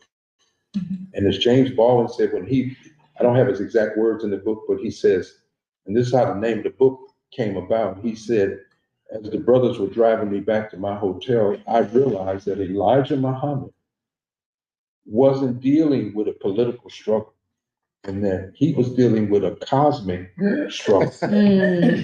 Yeah, because he was talking about the judgment of the entire world system of tyrannical rule and oppression. And James Baldwin said, "I should have saw it because God showed Noah the sign in the rainbow. No more water, the fire next time." And that came about to be the title of his book, dealing with that. And then just the last thing about culture, you have to have cultural controls. Somebody wrote a book in 1967, Professor Harold Cruz, The Crisis of the Negro Intellectual. And he talks a lot about the cultural revolution, because as the Honorable Elijah Muhammad taught Minister Farrakhan years ago about language, he said, "Brother, language depends on subject-verb agreement." And just to show you how that works, I can't go to Harrisburg, capital, and make the demands of a free man and come back to Philadelphia and act like a slave. That's impediment of speech. You see, if you don't have a follow-up to what has come out of your mouth, you don't have subject-verb agreement. So right, and so there has to be a culture that's revolutionary for those that are in the revolution. And if the enemy can get you to practice a culture that can damage or injure revolution, then after your protests, after your intellectual engagements, you're going to go back to a practice that keeps the oppressor in power. So there has to be a culture that counters the culture that he's put on us. When the rappers started on the streets, it was a message of peace. When the rappers started on the streets, it came right up from the bottom. As the Honorable Elijah Muhammad said, that there are treasures on the earth, but God put the greatest treasures in the earth. And society was built the same way, that the greatest talents are at the bottom. That's why you don't see a lot of real rich people as the best singers, the best musicians, the best dancers, and that it comes from people right in the hood that are less advantaged. But when the rappers came up and they saw what they were able to do, it was the people at the top, as you said, that told them, we want the record, it's good, but we need a little of this and that in it. Pretty soon we went from the peaceful kind of rap and rhythm to gangster rap. It was poison. And a woman right in this city, C. Dolores Tucker, she started out fighting the rappers until she found out they weren't totally responsible. Then she turned, before she died, she turned her guns toward the guys, in the suites, not the ones on the streets. I just wanted to say that there has to be a cultural fight too. And some of you may be from other countries, China, India, whatever, and there's a generation that comes here that brings a culture with them. But at the succeeding generations, by the time you get McDonald's, Burger King, other things, Pizza Hut, and everything, you start changing. And scripturally, I just have to say that ancient Babylon was known for three things when they would capture countries and bring the people into ancient Babylon. They changed your name, they changed your education, and they changed your diet. And when you read the book of Daniel, you'll see how the Hebrew boys and that fought to keep their culture, which was a godlike culture, that the Babylonians were trying to destroy. And I just think that we can't underplay what culture can do to help and what it can do to injure what you're trying to do. Jeremiah, or Emily?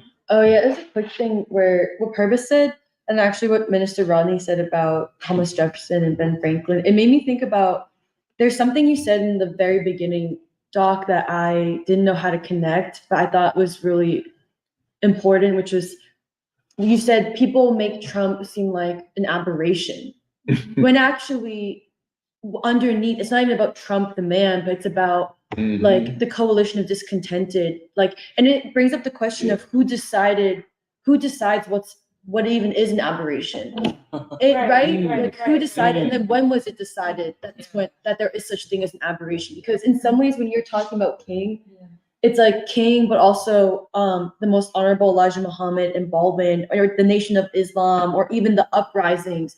There's an assumption that these are aberrations of these are aberrations, when really the development of even Thomas Jefferson or Ben Franklin is not even European anymore. In some ways, it's and in some ways you can't even understand. You understand them better, or even that revolution, the American Revolution or whatever, is given more meaning by looking back and through the category of the Black man or the Black proletariat, of the human, that universal human striving for freedom or democracy, which is unfulfilled. And you can't understand even the American Revolution through a European category that has been that doesn't really exist. But then there's it, I don't know, I thought it was kind of deep, because it's like we said, where today the quote unquote aberration of Trump is not really an aberration. It's a Manifestation. Manifestation of something very human.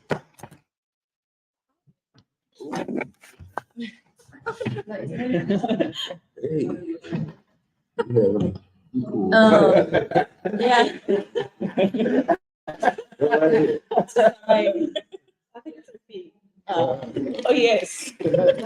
But yet because in some ways you can't understand Trump or Not holding up.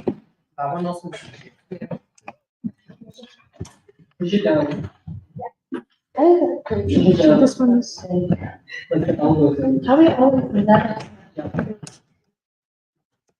Yeah, okay. Should be okay. Oh yeah, but in some ways you can only understand Trump in the coalition of discontented, which is not just white people, but actually many sections of American people, poor people. Only if you actually understand, like Shimbarto said, if you understand the Black man. And that's also why Baldwin makes the point to say, like, it's like we've talked about, where it's why is it that in all of Baldwin's novels, he focuses so much on the Black man falling in love, or the Black man struggling to love in a society that purposely does not want human beings to love. Yes. You don't see, it's not about a woman falling in love with a woman ever. Why? Because there's no man involved. And it's because he's making a point that for as long as you can destroy the Black man, then you can destroy, then you can maintain a myth that's dependent on, that's dependent on debasing humanity by debasing the Black man. But in some ways, it's like, that's also to say that you can't understand the coalition of the discontented unless you are seeing it through, like, an understanding of even American history that has been determined by, like, basically what have Black people striven for and done and fought for, which is to say what the American people as a whole are hoping, have been seeking. Can I just, if you don't mind, just the Michelle Alexander speech and essay on King's speech, Why Oppose the War in Vietnam. Would you like to say something about that? I think it's worth looking at because it starts out with a really heart-wrenching description of Gaza and so on. But then when it gets to the critical point of literally what would Martin Luther King say about this, she drops the ball. She drops the ball, and it is so shocking that she starts out with such a promising indictment of Israel and the United States and the Biden administration. But then as she gets into her discourse, it's all because of Trump, which is not unlike what Cornell West does.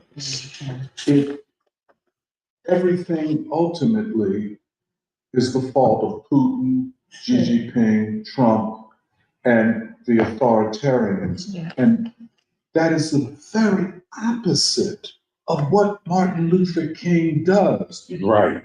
He says it is my own government that is the major purveyor of violence in the world. Not Putin, not Xi Jinping, not Kim Jong-un, that the American people don't know anything about anyway. It is your own government. Hence, it is your moral responsibility to deal with your government. That's King. And it is, I don't know what he wants to say, it is so shocking the way Michelle Alexander just morally retreated.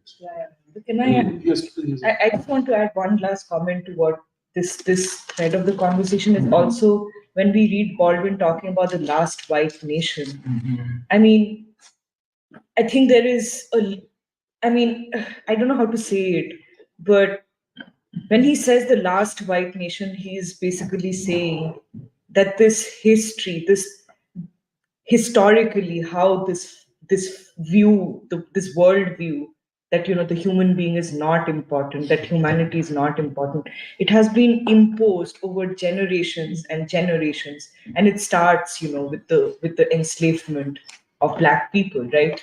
But from that time on, and in order to justify that, like Shambhati was saying, you've basically constantly had to deny the humanity of anybody who was not white, anybody who was not in power.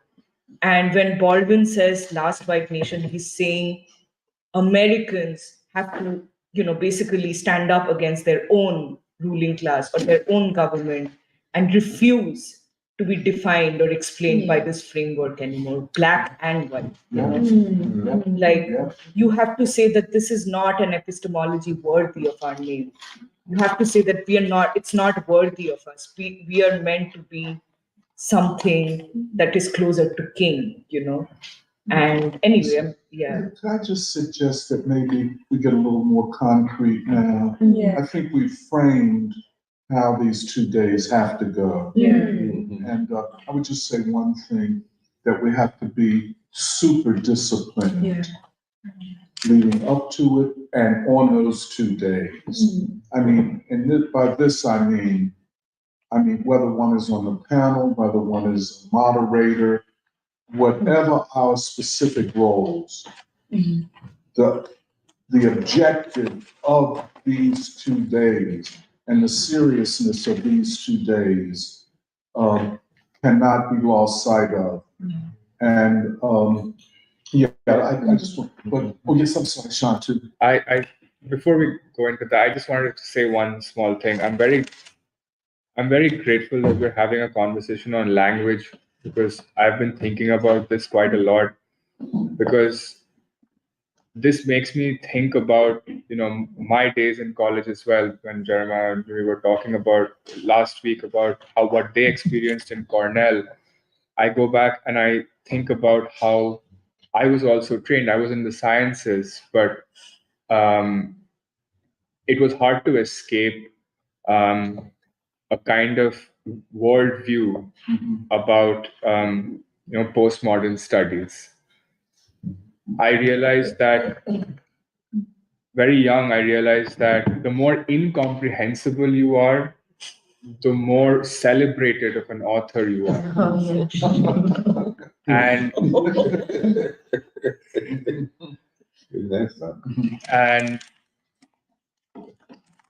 hearing you talking about Judith Butler, it brought back a lot of these things.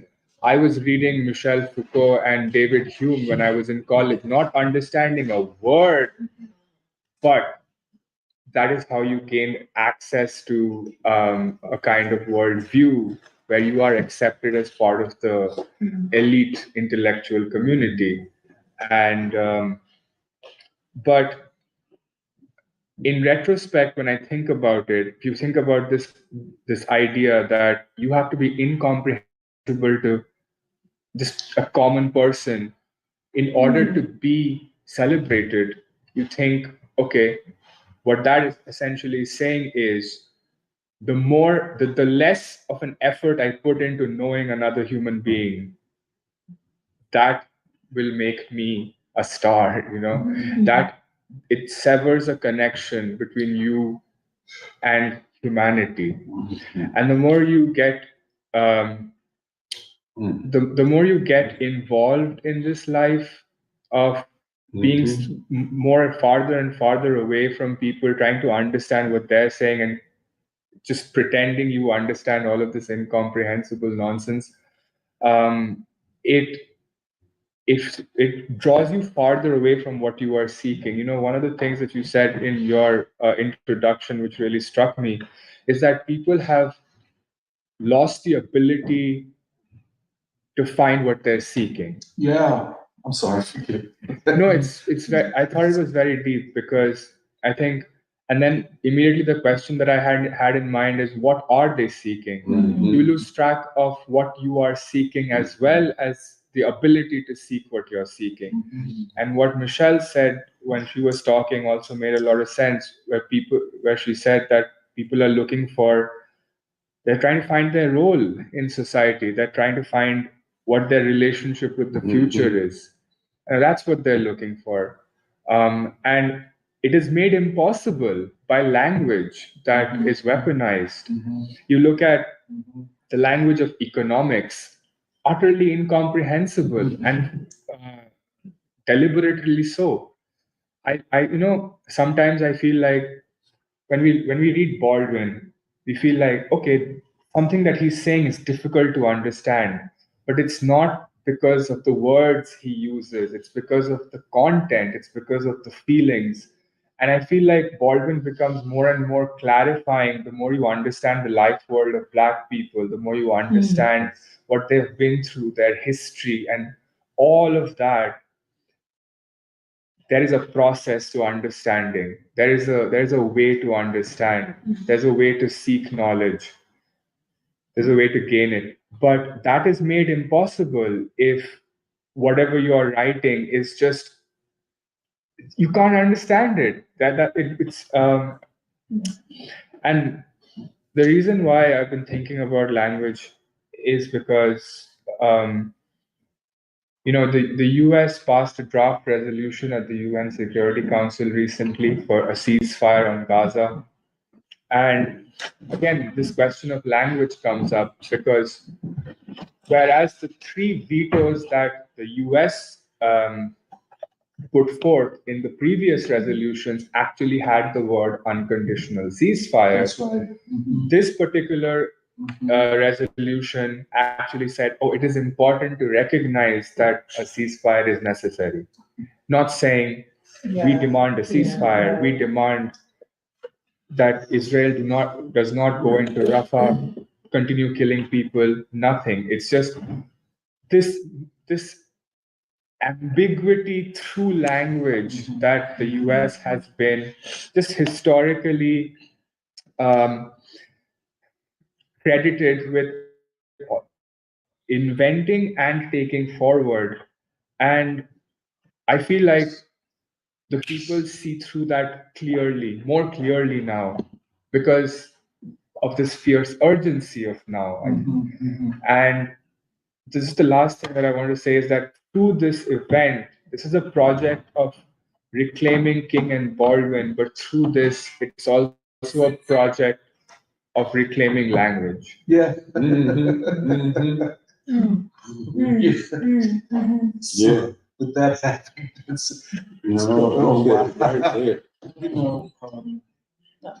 so we have this beautiful leaflet that was made by Emily. It's a wonderful leaflet, wonderful. Yeah. And so we have to now go, well, first of all, I'll turn to Alice, who, if you don't mind, you could tell us about this church, the event here, and then the event at Zion Baptist Church, if you don't mind. Yes, so I think overall structure, we've landed on what we entitled April 4th and 6th. It's America's Revolutionary Future and Martin Luther King's Vision for Peace. Yeah. So it will be 2 days. It'll be Thursday, the evening of April 4th, and then half day from 12 to 6 p.m. on April 6th, which is that Saturday. So I'll start with April 4th. April 4th, 5 to 8 p.m. will be where we are right now at the First Unitarian Church, 22nd and Chestnut, in the sanctuary. So that day will consist, we're working towards it, and we're hoping to bring Reverend Abby of the church to give some welcoming remarks, also speak to the historic legacy of this church. Herb mentioned before, this is where King had heard Mordecai Johnson speak of Gandhi's philosophy of nonviolence. Then we'll have a dedication to the Unitarians Viola Liuzzo and James Reed, in addition to Aaron Bisham, who recently passed away. Then the days of 2 components. First component is that we'll listen to the entirety of King's A Time to Break Silence against the war in Vietnam. Then we'll be followed by a panel. With the panel, we have confirmed Reverend Ike Miller, Garland Nixon, Kathy, our very own Cassie, and also Anissa Rania from Jewish Voice for Peace. So that panel will be in response to Time to Break Silence, and specifically what it means for us today. What does a time to break silence today mean for our times? As part of the day, we'll have still to be worked out a photo exhibit of the young people of the Black freedom struggle in the 60s, 70s. April 6th will be a Saturday, 12 to 6 p.m. at Zion Baptist Church. This is in North Philly, where Tony had grown up, baptized, all of that. We've heard of the historic legacy of the church as part of Black freedom struggle, and also of Reverend Leon Sullivan. For that day, we've confirmed that the head of the Board of Trustees, Victor Young, will be speaking, giving an introduction, along with I think it's Board of Deacons. Board of Deacons, Yeah, okay. the deacon. Along with our very own Tony Montero. Both welcoming to the event, the day. And for this day, we'll have a panel dedicated to much of what we discussed today, which is a youth panel. It's entitled "A Generation Prepared to Pay Its Dues to the Future," and it will consist of Nathan as the moderator, as well as Jeremiah, Michelle, Barto, and to be confirmed, Brandon, for that particular panel. In addition to the panel itself, or part of the panel will have a Q&A as well. Then it'll follow.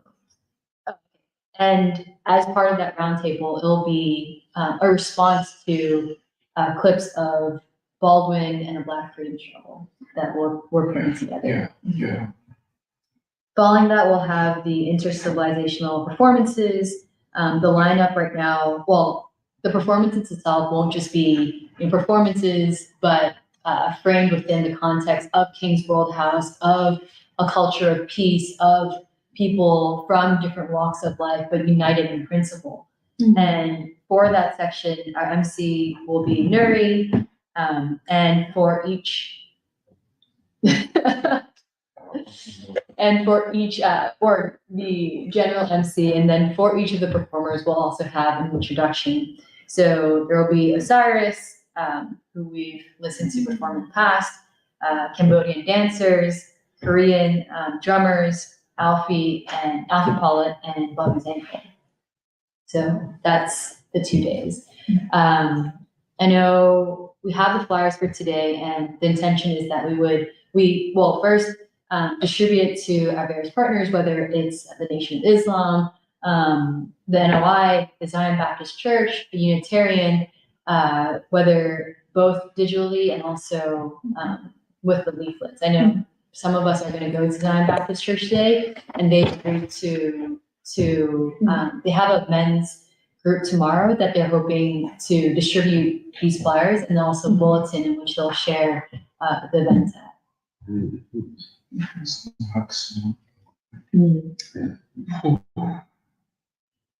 Yeah, I think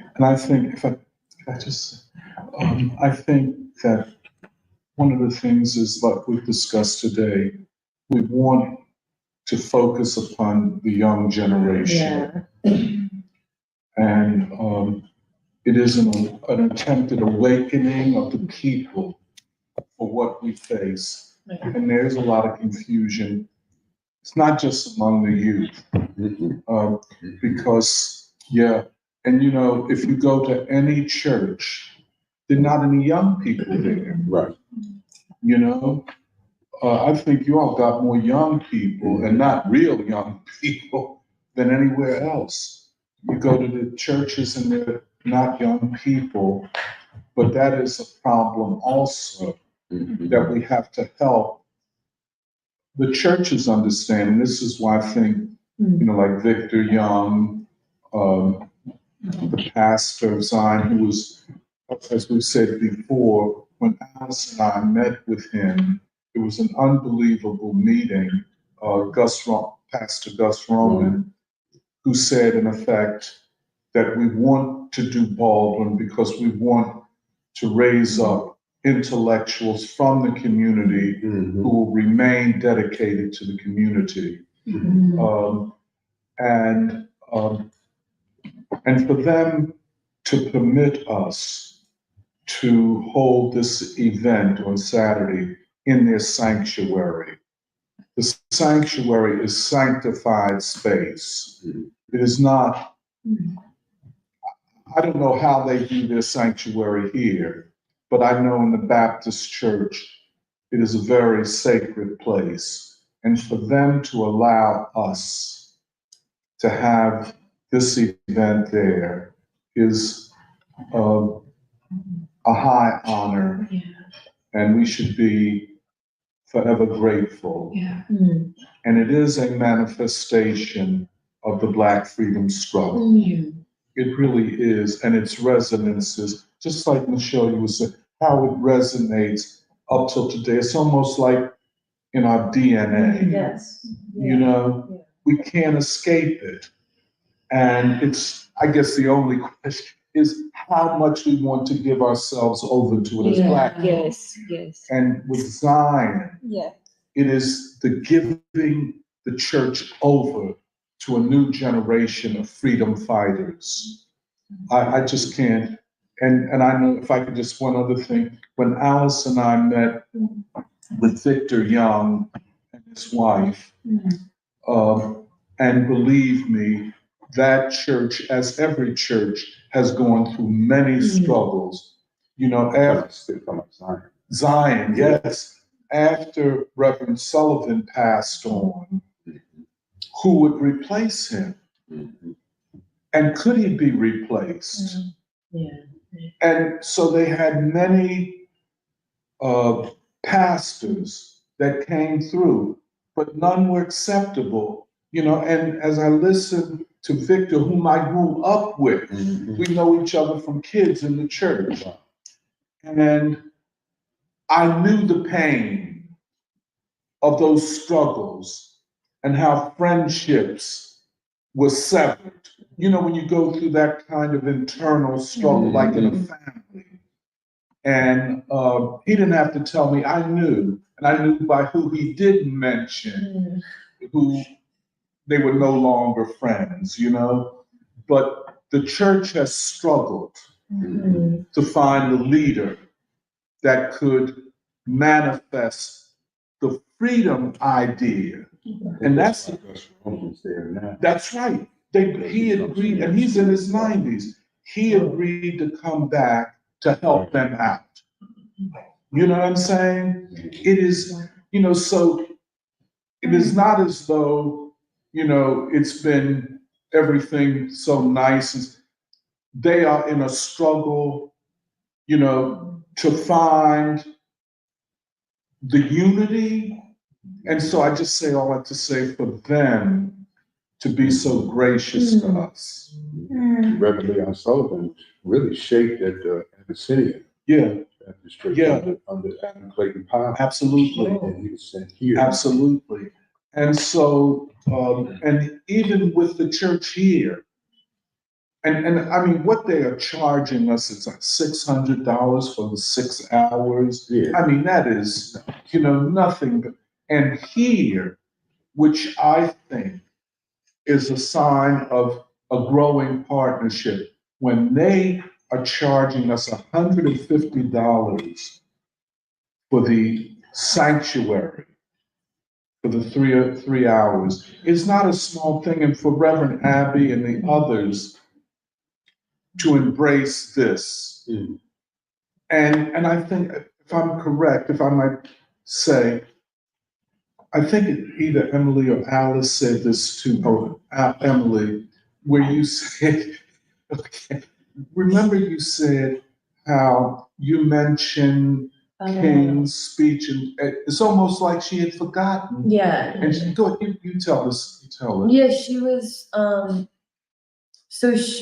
I mentioned, I think she was really compelled by us wanting to celebrate or commemorate King's speech on the day he gave it 57 years ago at the sanctuary where King sat in those same pews.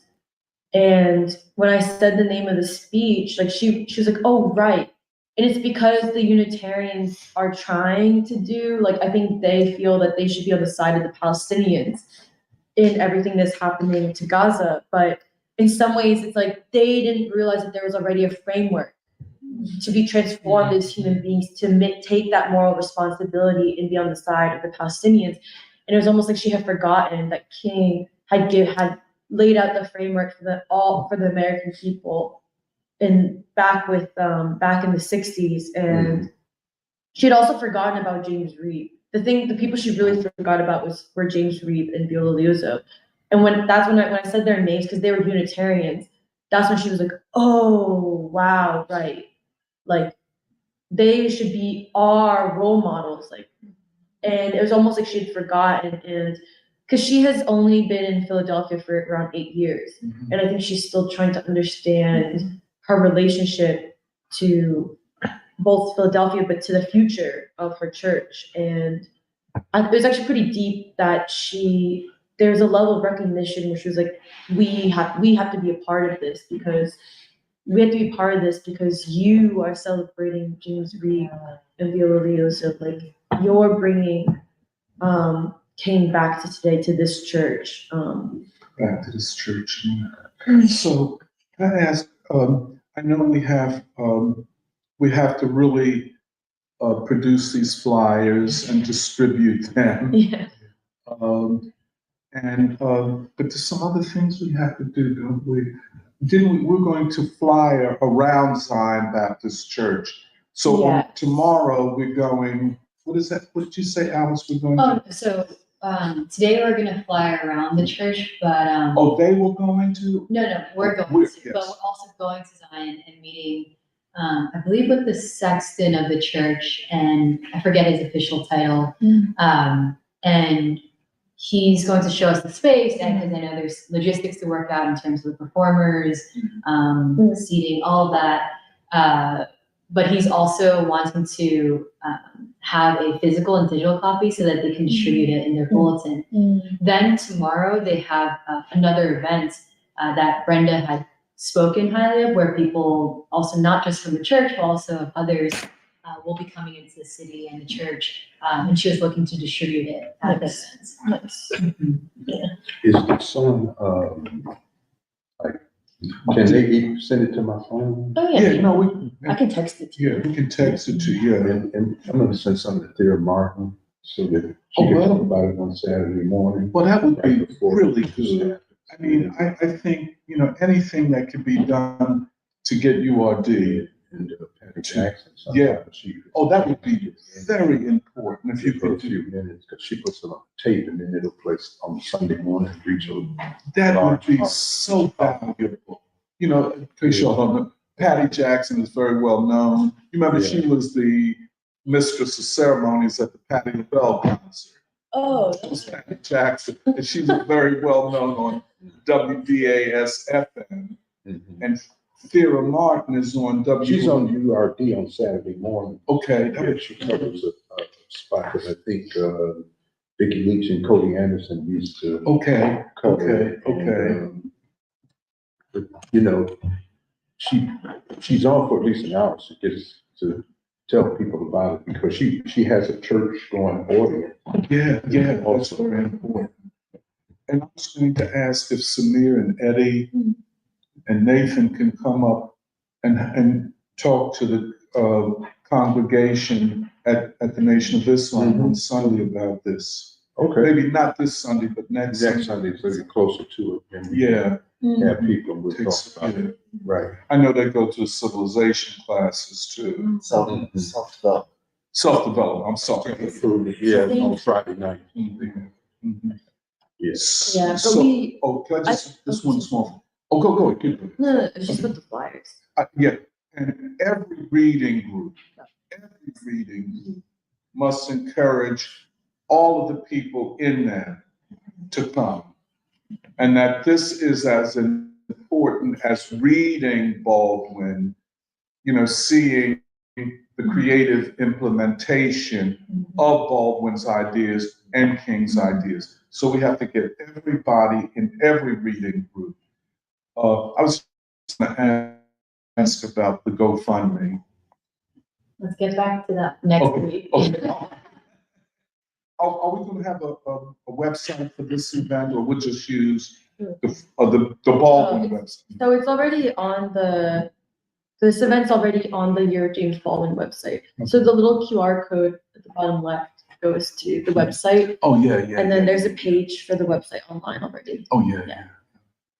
Oh yeah, but I was gonna say that I know reading groups have been flyering around your own like area, and like I think it'd be a good idea for the different reading groups to flyer around your area, and you can revisit the same places. Yeah. Is there anything else? Any questions?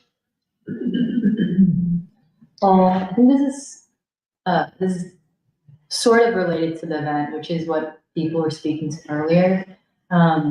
I've been trying to understand this concept of nonviolence as well, and I think particularly for this time is the sense that violence can't solve our problems, particularly in this country. And we're also I'm starting to hear that from the students at South Philly, because what's known as one of those high schools where there are fights that break out among the students. And you just hear, or in my and Brandon's encounters with the students, you hear how tired the students essentially are. And they're like, I don't like this violence because actually it doesn't solve anything.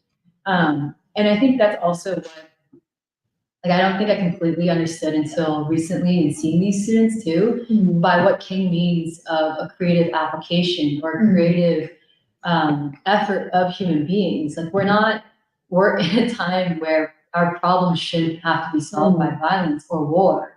And actually it takes a lot of heart and mind to solve your problems and negotiate and work through our problems as a civil society, whether it's within our country or between nations and countries. And I think I say this too because there is a sense that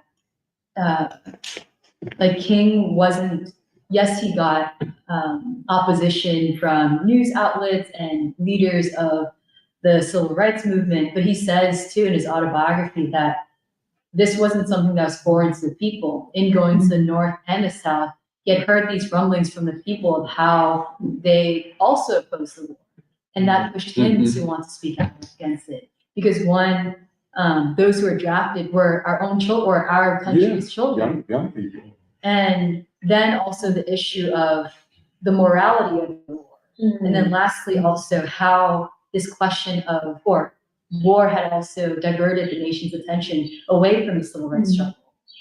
And so I think that's also made me think a lot of like, what actually do we mean, like this creative application? Because I used to think of it as abstract, but it's actually not that abstract. I think part of it is that like it takes like a love and like what King calls a tenderheartedness and tough-mindedness in solving your problems actually takes a lot of discipline and growing, where you're able to civilly work out problems with other people. And then I know for the 2 days, it's the second day, or the full event really will be in speaking to a new generation of revolutionaries. And that's why it's also important that we've addressed like why someone like Judith Butler is so toxic, actually, where it teaches people either at elite universities or those beyond her framework that you're not responsible to anyone or you don't matter. And that is something that's very real, actually, in even just these brief meetings that we've had with the students. But I think what we are saying, especially on the second day with the youth panel, is that there are dues to pay and we are responsible. And it's not in the sense of a burden, but actually a wonderful opportunity. Because at the very beginning, we talked about, Baldwin writes about junkies. And it's essentially people who are dead, but some may be on drugs, but some may not be. And this is an opportunity actually for young, especially young people of this generation, to find a purpose and meaning and a reason to live. I know I'm speaking a little bit long, but there's this sermon that King gives about essentially exactly this, and I wanted to read a short passage because it's so relevant. Essentially, a wake-up call to the American people. And so It's a sermon at Ebenezer. November 5th, 1967. So this is after he gives A Time to Break Silence. And it's entitled, So Precious That You Will Die For It. He says, I say to you this morning that if you have never found something so dear and so precious to you that you will die for it, then you aren't fit to live. You may be 38 years old, as I happen to be, and one day some great opportunity stands before you and calls upon you to stand up for some great principle, some great issue, some great cause. And you refuse to do it because you are afraid. You refuse to do it because you want to live longer. You're afraid that you will lose your job, or you're afraid that you'll be criticized, or that you will lose your popularity, or you're afraid that somebody will stab you, or shoot at you, or bomb your house. So you refuse to take the stand. Well, you may go on and live until you're 90, but you are just as dead at 38 as you would be at 90. And the cessation of breathing in your life is but the belated announcement of an earlier death of the spirits. You died when you refused to stand up for the right. You died when you refused to stand up for truth. You died when you refused to stand up for justice. Don't ever think that you're by yourself. Go on to jail if necessary, but you never go alone. Take a stand for that which is right, and the world may misunderstand you and criticize you, but you never go alone. For somewhere I read that one with God is majority, and God has a way of transforming a minority into a majority. Walk with him this morning and believe in him and do what is right, and he'll be with you even until the consummation of the ages. Yes, I've seen the lightning flash. I've heard the thunder roll. I felt sin breakers dashing, trying to conquer my soul. But I heard the voice of Jesus saying, still to fight on. He promised never to leave me alone, never to leave me alone. No, never alone. No, never alone. And I think the reason I read it because, we are, many of the people in this room are part of that generation that has a duty, a choice before them. And it's not a burden in the sense of like, this is scary, we'll have to make certain sacrifices, but actually it's an opportunity, a wonderful, awesome opportunity, responsibility, where the moment has made so clear, like what's at stake. Like I think what's happening in Gaza and happening in all these wars have also shed light on the death and the spiritual death of our own country. And something that will consistently come up in A Time to Break Silence is he's saying like, I'm trying to save a soul, or we're trying to save the soul of our nation because something has happened to the soul of our nation. So I think, especially as we're speaking to Savannah, I think that's what we're trying to, like everything that everyone has said today is a spirit that we're trying to emulate and be exemplars of through King and through Baldwin. Because I think many of us have friends or family in our lives who is exactly what King is saying, you're dead at 38. But this moment is presenting such a choice before you. You get to live again. Oh, I just wanted to say, like, connected to what you had said and also what Shambarto had said earlier about like Europe. It made me think about how America is a nation where either you pay a price or you pay your dues. There's nothing. I don't see anything in between. And it's. Did you say pay a price or pay your dues? Could you explain that? Well, it's like what Baldwin said again when he said like our future is either our salvation or our doom. Do you really want me to say it? You guys said it. Oh, you do? Well, probably in America more than anywhere else in the world is there's such a drastic disconnect between what we say we are and what we actually do. And that creates like interesting dynamics, right? Internally and externally. And it produces like a certain people, right? A certain quality. Because I think in America, the chance element is really high when it comes to Du Boisian law and chance. And that's also what Baldwin is always saying, where he's like, we have the greatest opportunity in the Western world, but not for the reasons we think. But if we don't cross like that Rubicon, we will perish. But he's actually correct, right? Like his drama is I think his dramatic interpretation is the correct interpretation. But also because the American people, whether they know it yet or not, have never been the same since the Black Freedom Movement, since the Third American Revolution. And until we can recover our relationship to that revolution, we are essentially forsaken. Like we're not ourselves yet, right? Because that was the crux of the new American people. And then also what had been on my mind after you had spoken is how Baldwin, I remember us talking about this at preschool recently, but how he says America is the last white nation. But then he made the point that America is unlike Europe, the real white nation. It really popped out to me because I was like, damn, that's so condemning. But I think he's right. And I think our conversation was also evidence of that.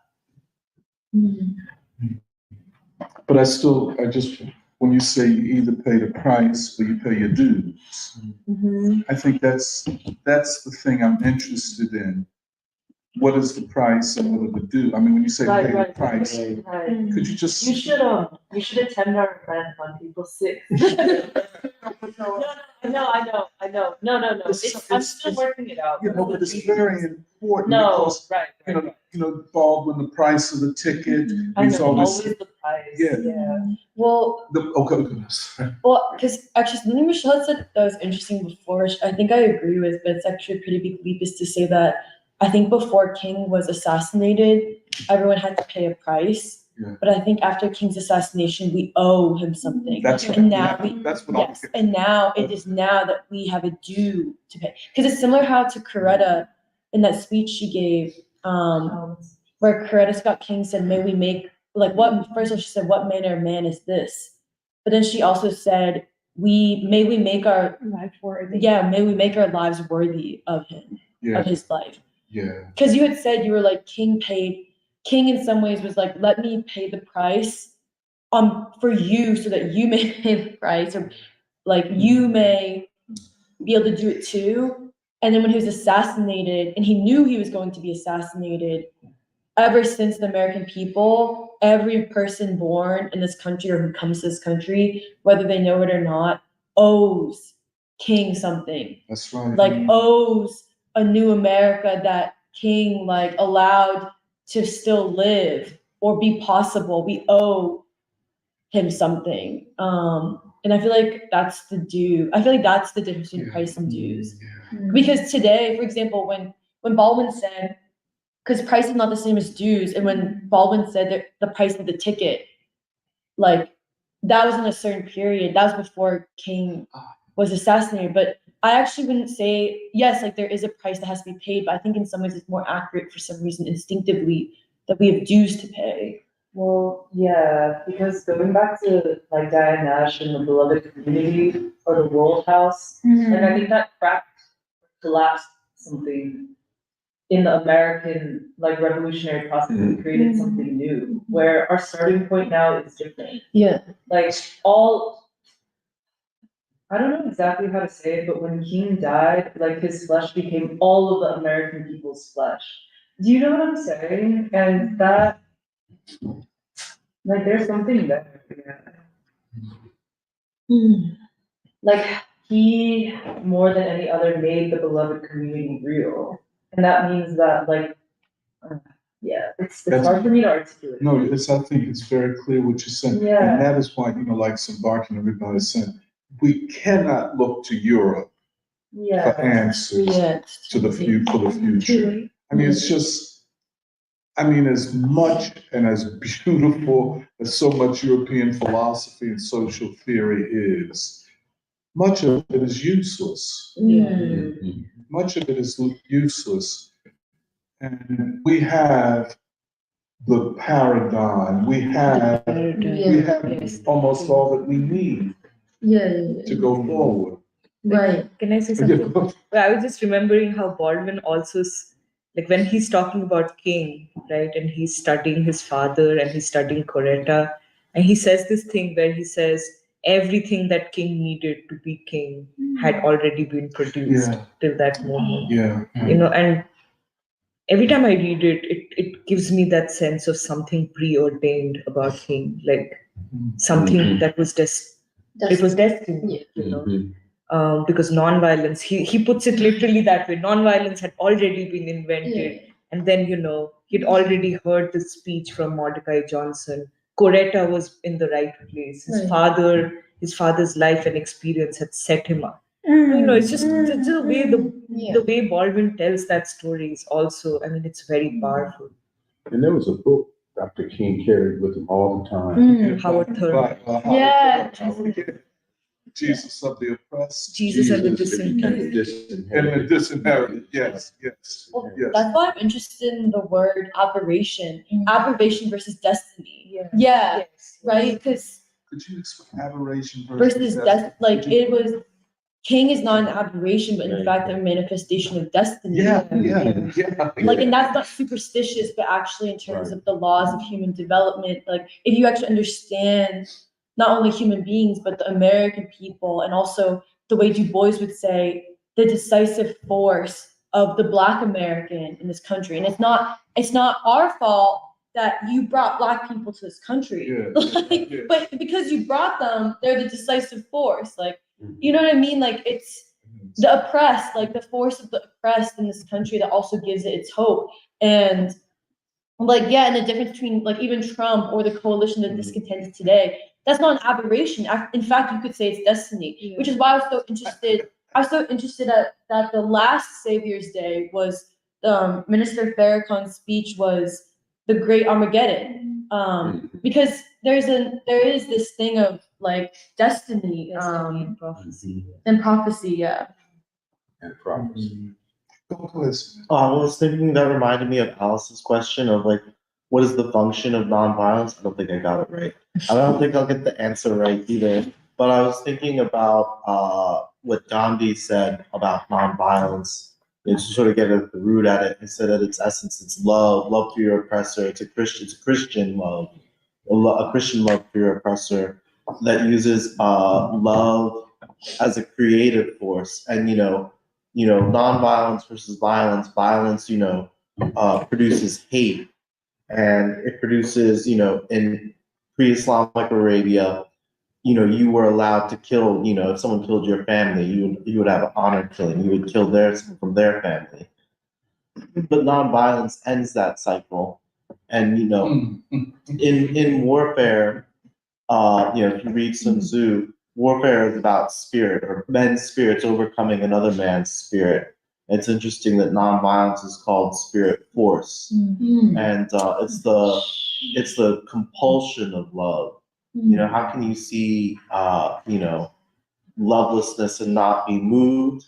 How can you see love and not be compelled by it? Yeah. But this thing of Jesus and disinherited, I don't have the answer, so don't depend on me. It's important to know the King qualified love, and he used the Greeks. Love was with eros, phileo, and then agape.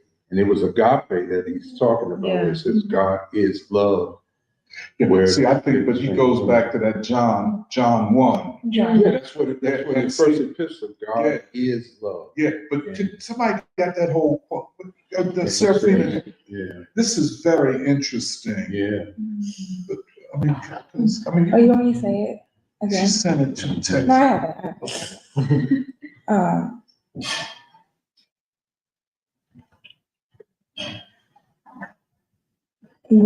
Let us love one another for love is God.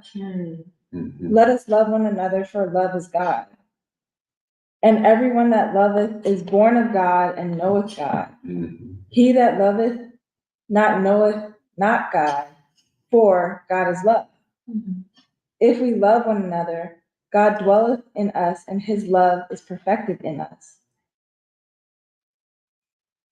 Yeah, see, this is right. And he said that eros was romantic love. Friendship was found in phileo, that we love people that we like. But he said agape is something greater than both. Right.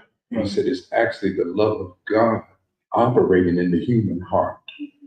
And then he loves a man, not because he likes him, but he loves every man because God loves him. And also to add to this is that the reason we should love one another is because we're in the Yeah. That's why. Yeah. It says the sin is no longer in you. You actually stay. Yeah. Wait, can I say something? Because I just was thinking about that we have the paradigm to go forward. Yes. And it's so funny that we can say that. And I feel like 4 years ago, we, like preschool, like there's some, and what I mean is that,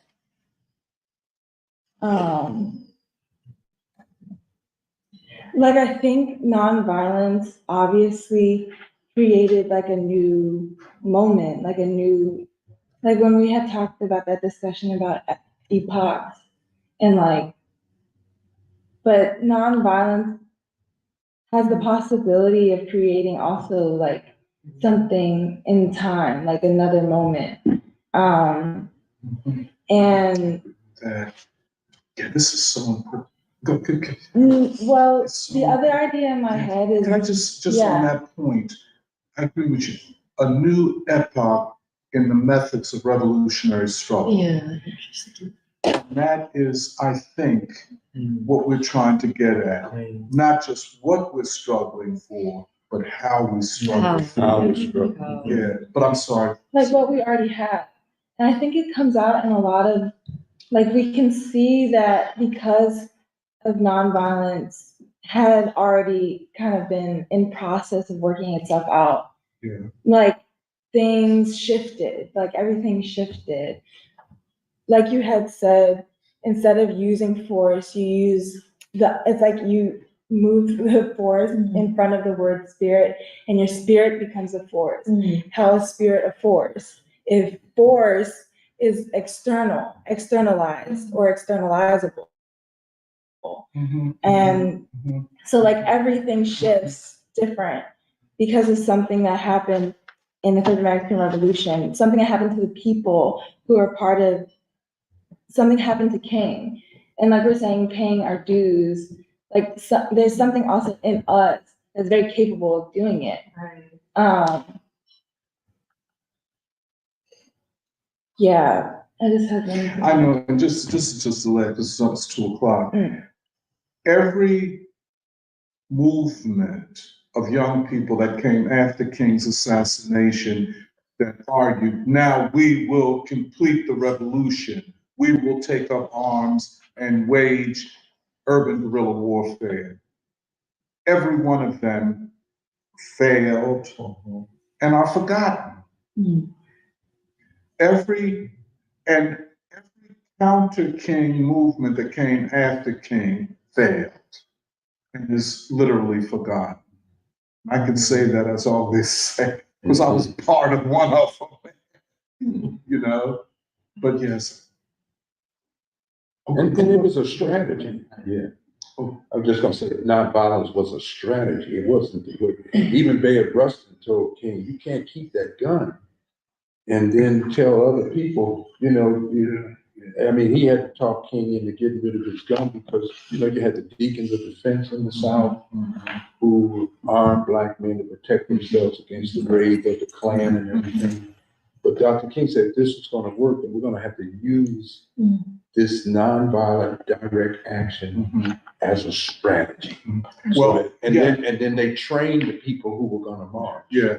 So that that they would be ready for the kinds of onslaught of opposition that they would get. And I think the understanding of nonviolence as a method, a strategy, a tactic, or worldview, way of life, grew over the course of the civil rights movement, because people were experimenting, like Diane Nash says. And I'm often reminded, because the government wasn't being no, the greatest, that's what makes it so deep, even deeper than in India, because this is the most violent country, but But listen, I guess it's about time for us to wrap up, Yes. unless we have something else to say. No, Unless we have other comments. yeah, there were a lot of comments. I think we should just, let's see what the comments are. I'm gonna go fast and summarize. Blaze, Christopher Romero, Noah A, Todd, many people say good morning. And then Todd says, apologies, I'm about 15 minutes behind, but I just want to thank Dr. Montero for his introduction, his amazing introduction today. And okay, they were so excited that they think they knocked the camera over. That was Chris Romero. Amiri says, this conversation illuminates for me the importance of a theme which underlines so much of the Black freedom tradition. We're defining what we're fighting for. If we're fighting for the people, for this country, for the world and the team, then we're not going to be shaken or distracted by these rhetorics around Trump and things. Lastly, as a Georgia boy, I love the minister's quote about snakes. Black Southerners, even in this crisis of counter-revolutionary culture, are constantly reclaiming language. As lost as so many are, in my little siblings, cousins, and children everywhere, I see the potential to reclaim the current so-called language and culture of contemporary youth and translate it for this era. Let's see. Says Tony, I'm bringing my good friend who's a minister in training to Philly. He says God is calling him to dedicate his life to re-revolutionizing the church and bringing young Black people back there. As Al said, this is not a burden, but a wonderful inheritance, blessing, and opportunity. The beauty and the question of how we struggle and pay our dues is a blueprint that already exists from the Third American Revolution. I've watched so many counter-king movements crumble in my life. And then Blaze, I think, wanted to lift up the quote that Michelle had from They Can't Turn Back, like, will this be our salvation? Or yeah. But the quote is, and all this, I think to myself, will only be one page in history. I cannot help but wonder what kind of page it will be, whether we are hourly in this country now, recording our salvation or So that's our I could share a comment. The way I feel about young people and American people in general, people say it's like we're a force, an unstoppable force. And what happened after King was the ruling class was able to tap into that force, but it replacing love with all this other negative emotions, caused it to be a destructive force to other people and to people themselves. That's why I view so many young people on the street today that are shooting other kids, for example, shooting up buses. It's that reflection of the interior to the exterior, and unfortunately, the soul has been hurt, and that's why that is being produced outwards. But by giving love, having people love themselves and love each other, that force is able to be that redeeming force, that healing force that can make this country anew.